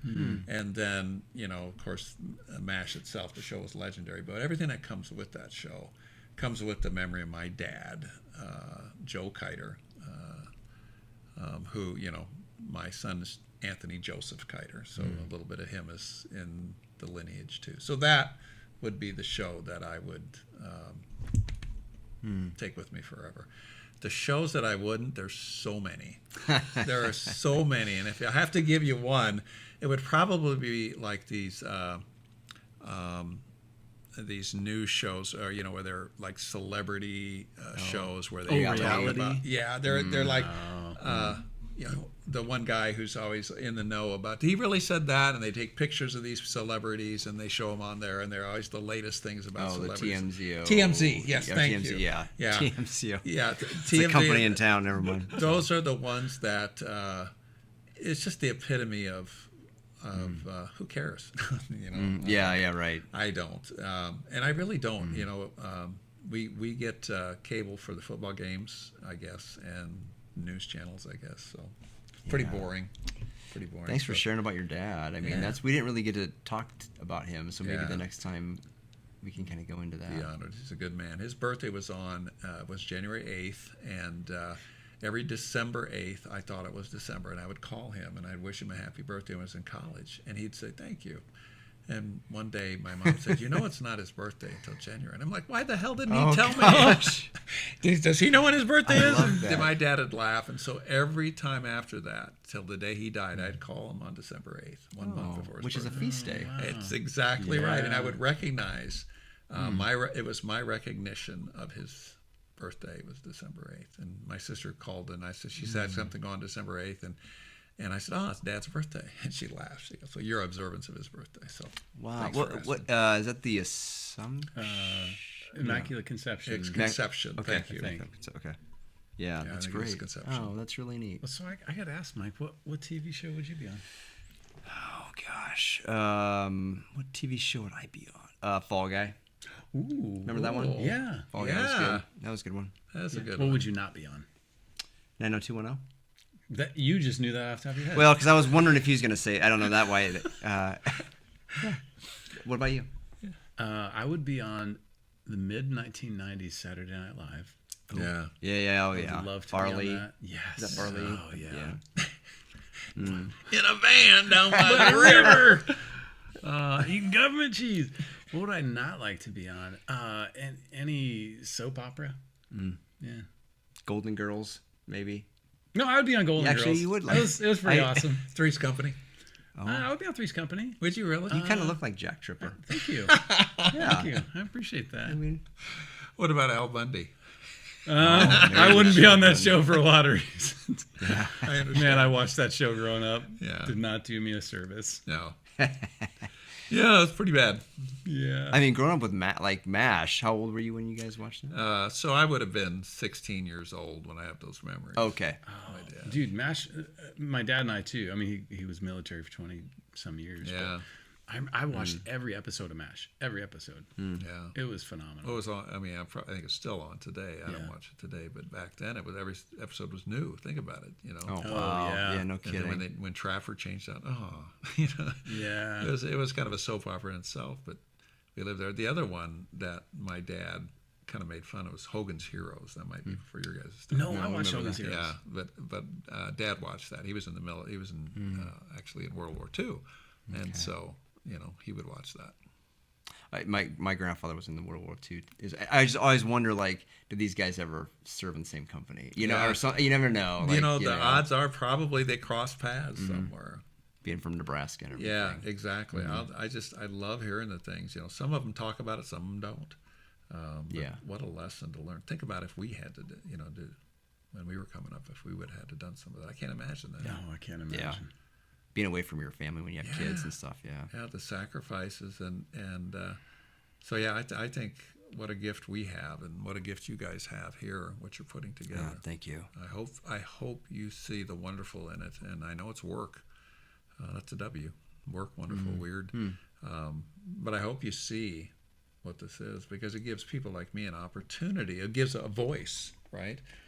Which just solidifies our mission, right? Don't assume everybody that comes here is cemented in what they do.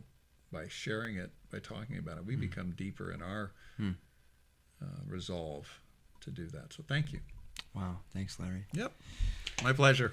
Okay. Well, if we have you back on, we'll do a live assessment. We'll cut one lucky caller. We'll call Absolutely. Oh my gosh. Yeah. No kidding. I would love that, and I look forward to whomever that's going to be. It'd be so cool. That would be Yeah, cool. we'll I have would to love figure it. I that would get to watch you work. I would love it. yeah, Just we sit would back get and something from watch. it too. Yeah. So Why don't you call in? I could do that.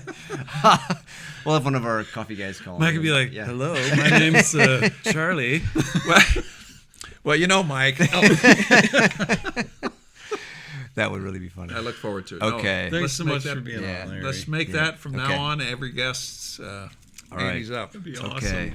Well, thanks a lot, Larry, My for being pleasure, here. gentlemen. Thank you. Yeah. Yeah, you bet. Thank you, Thank Larry. you, Mike. Thanks, Thank Jonathan. Another successful podcast. Thank you guys for watching. Please, if you like this, subscribe. That way you can watch when Larry will be on again. We also have Facebook. We can also post some information out there. And if you want to, see what Larry's doing on his website, check it out. And thanks for watching, you guys. And I guess saddle up your horse, and we'll see you on the next episode. Bye. Got it. There's a lot of barn references. This farm boy likes that. Good. Yeah. So I grew up in northeast Nebraska on a farm. So everything here. Oh, is- good. makes me Okay. Very comfortable. We're in the barn again. I'm just kidding. We're in the barn. On the barn again. I don't know what we're gonna talk Just about. can't Oh. wait to get. Sorry, go ahead. I interrupted your singing. Please sing for us. Is that an 8N or 9N? That's a 2N. It's 2N, 2N. Yeah, so it's in between the 9 and the 8.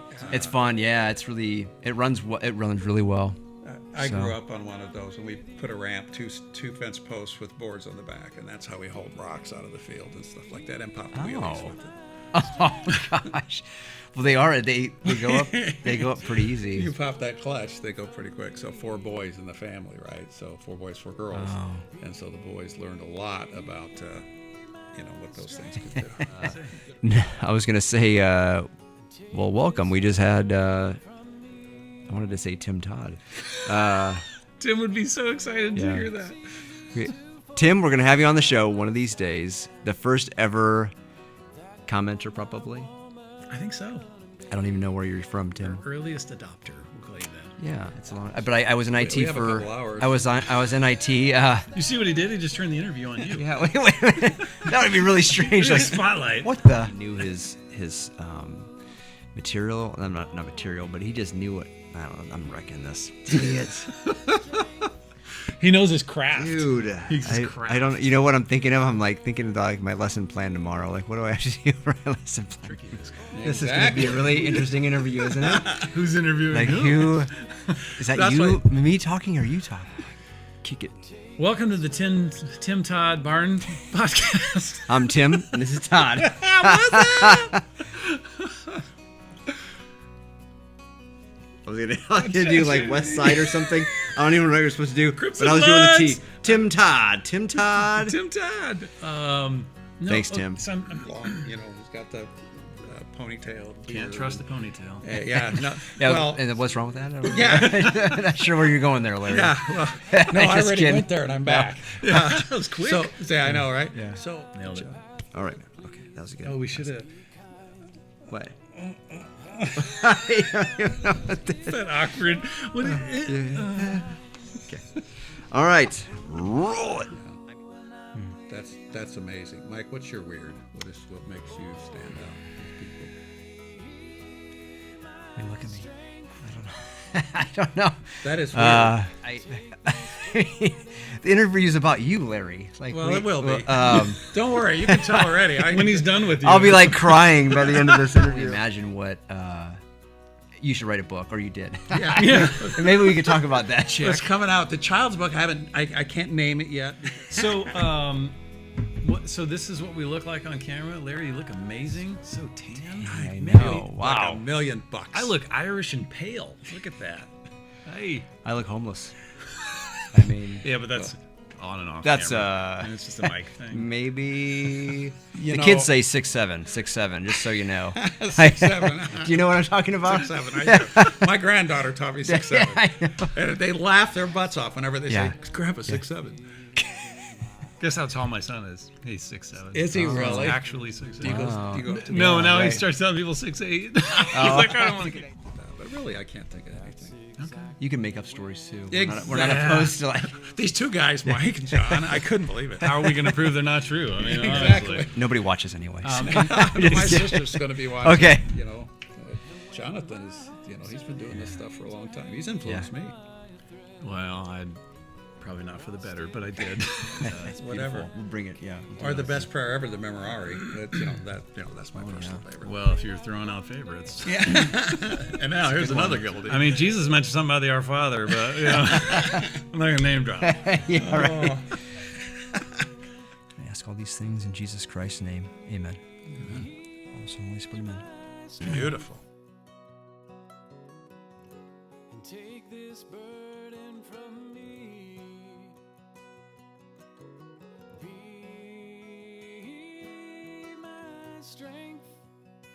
And take this hurt from me.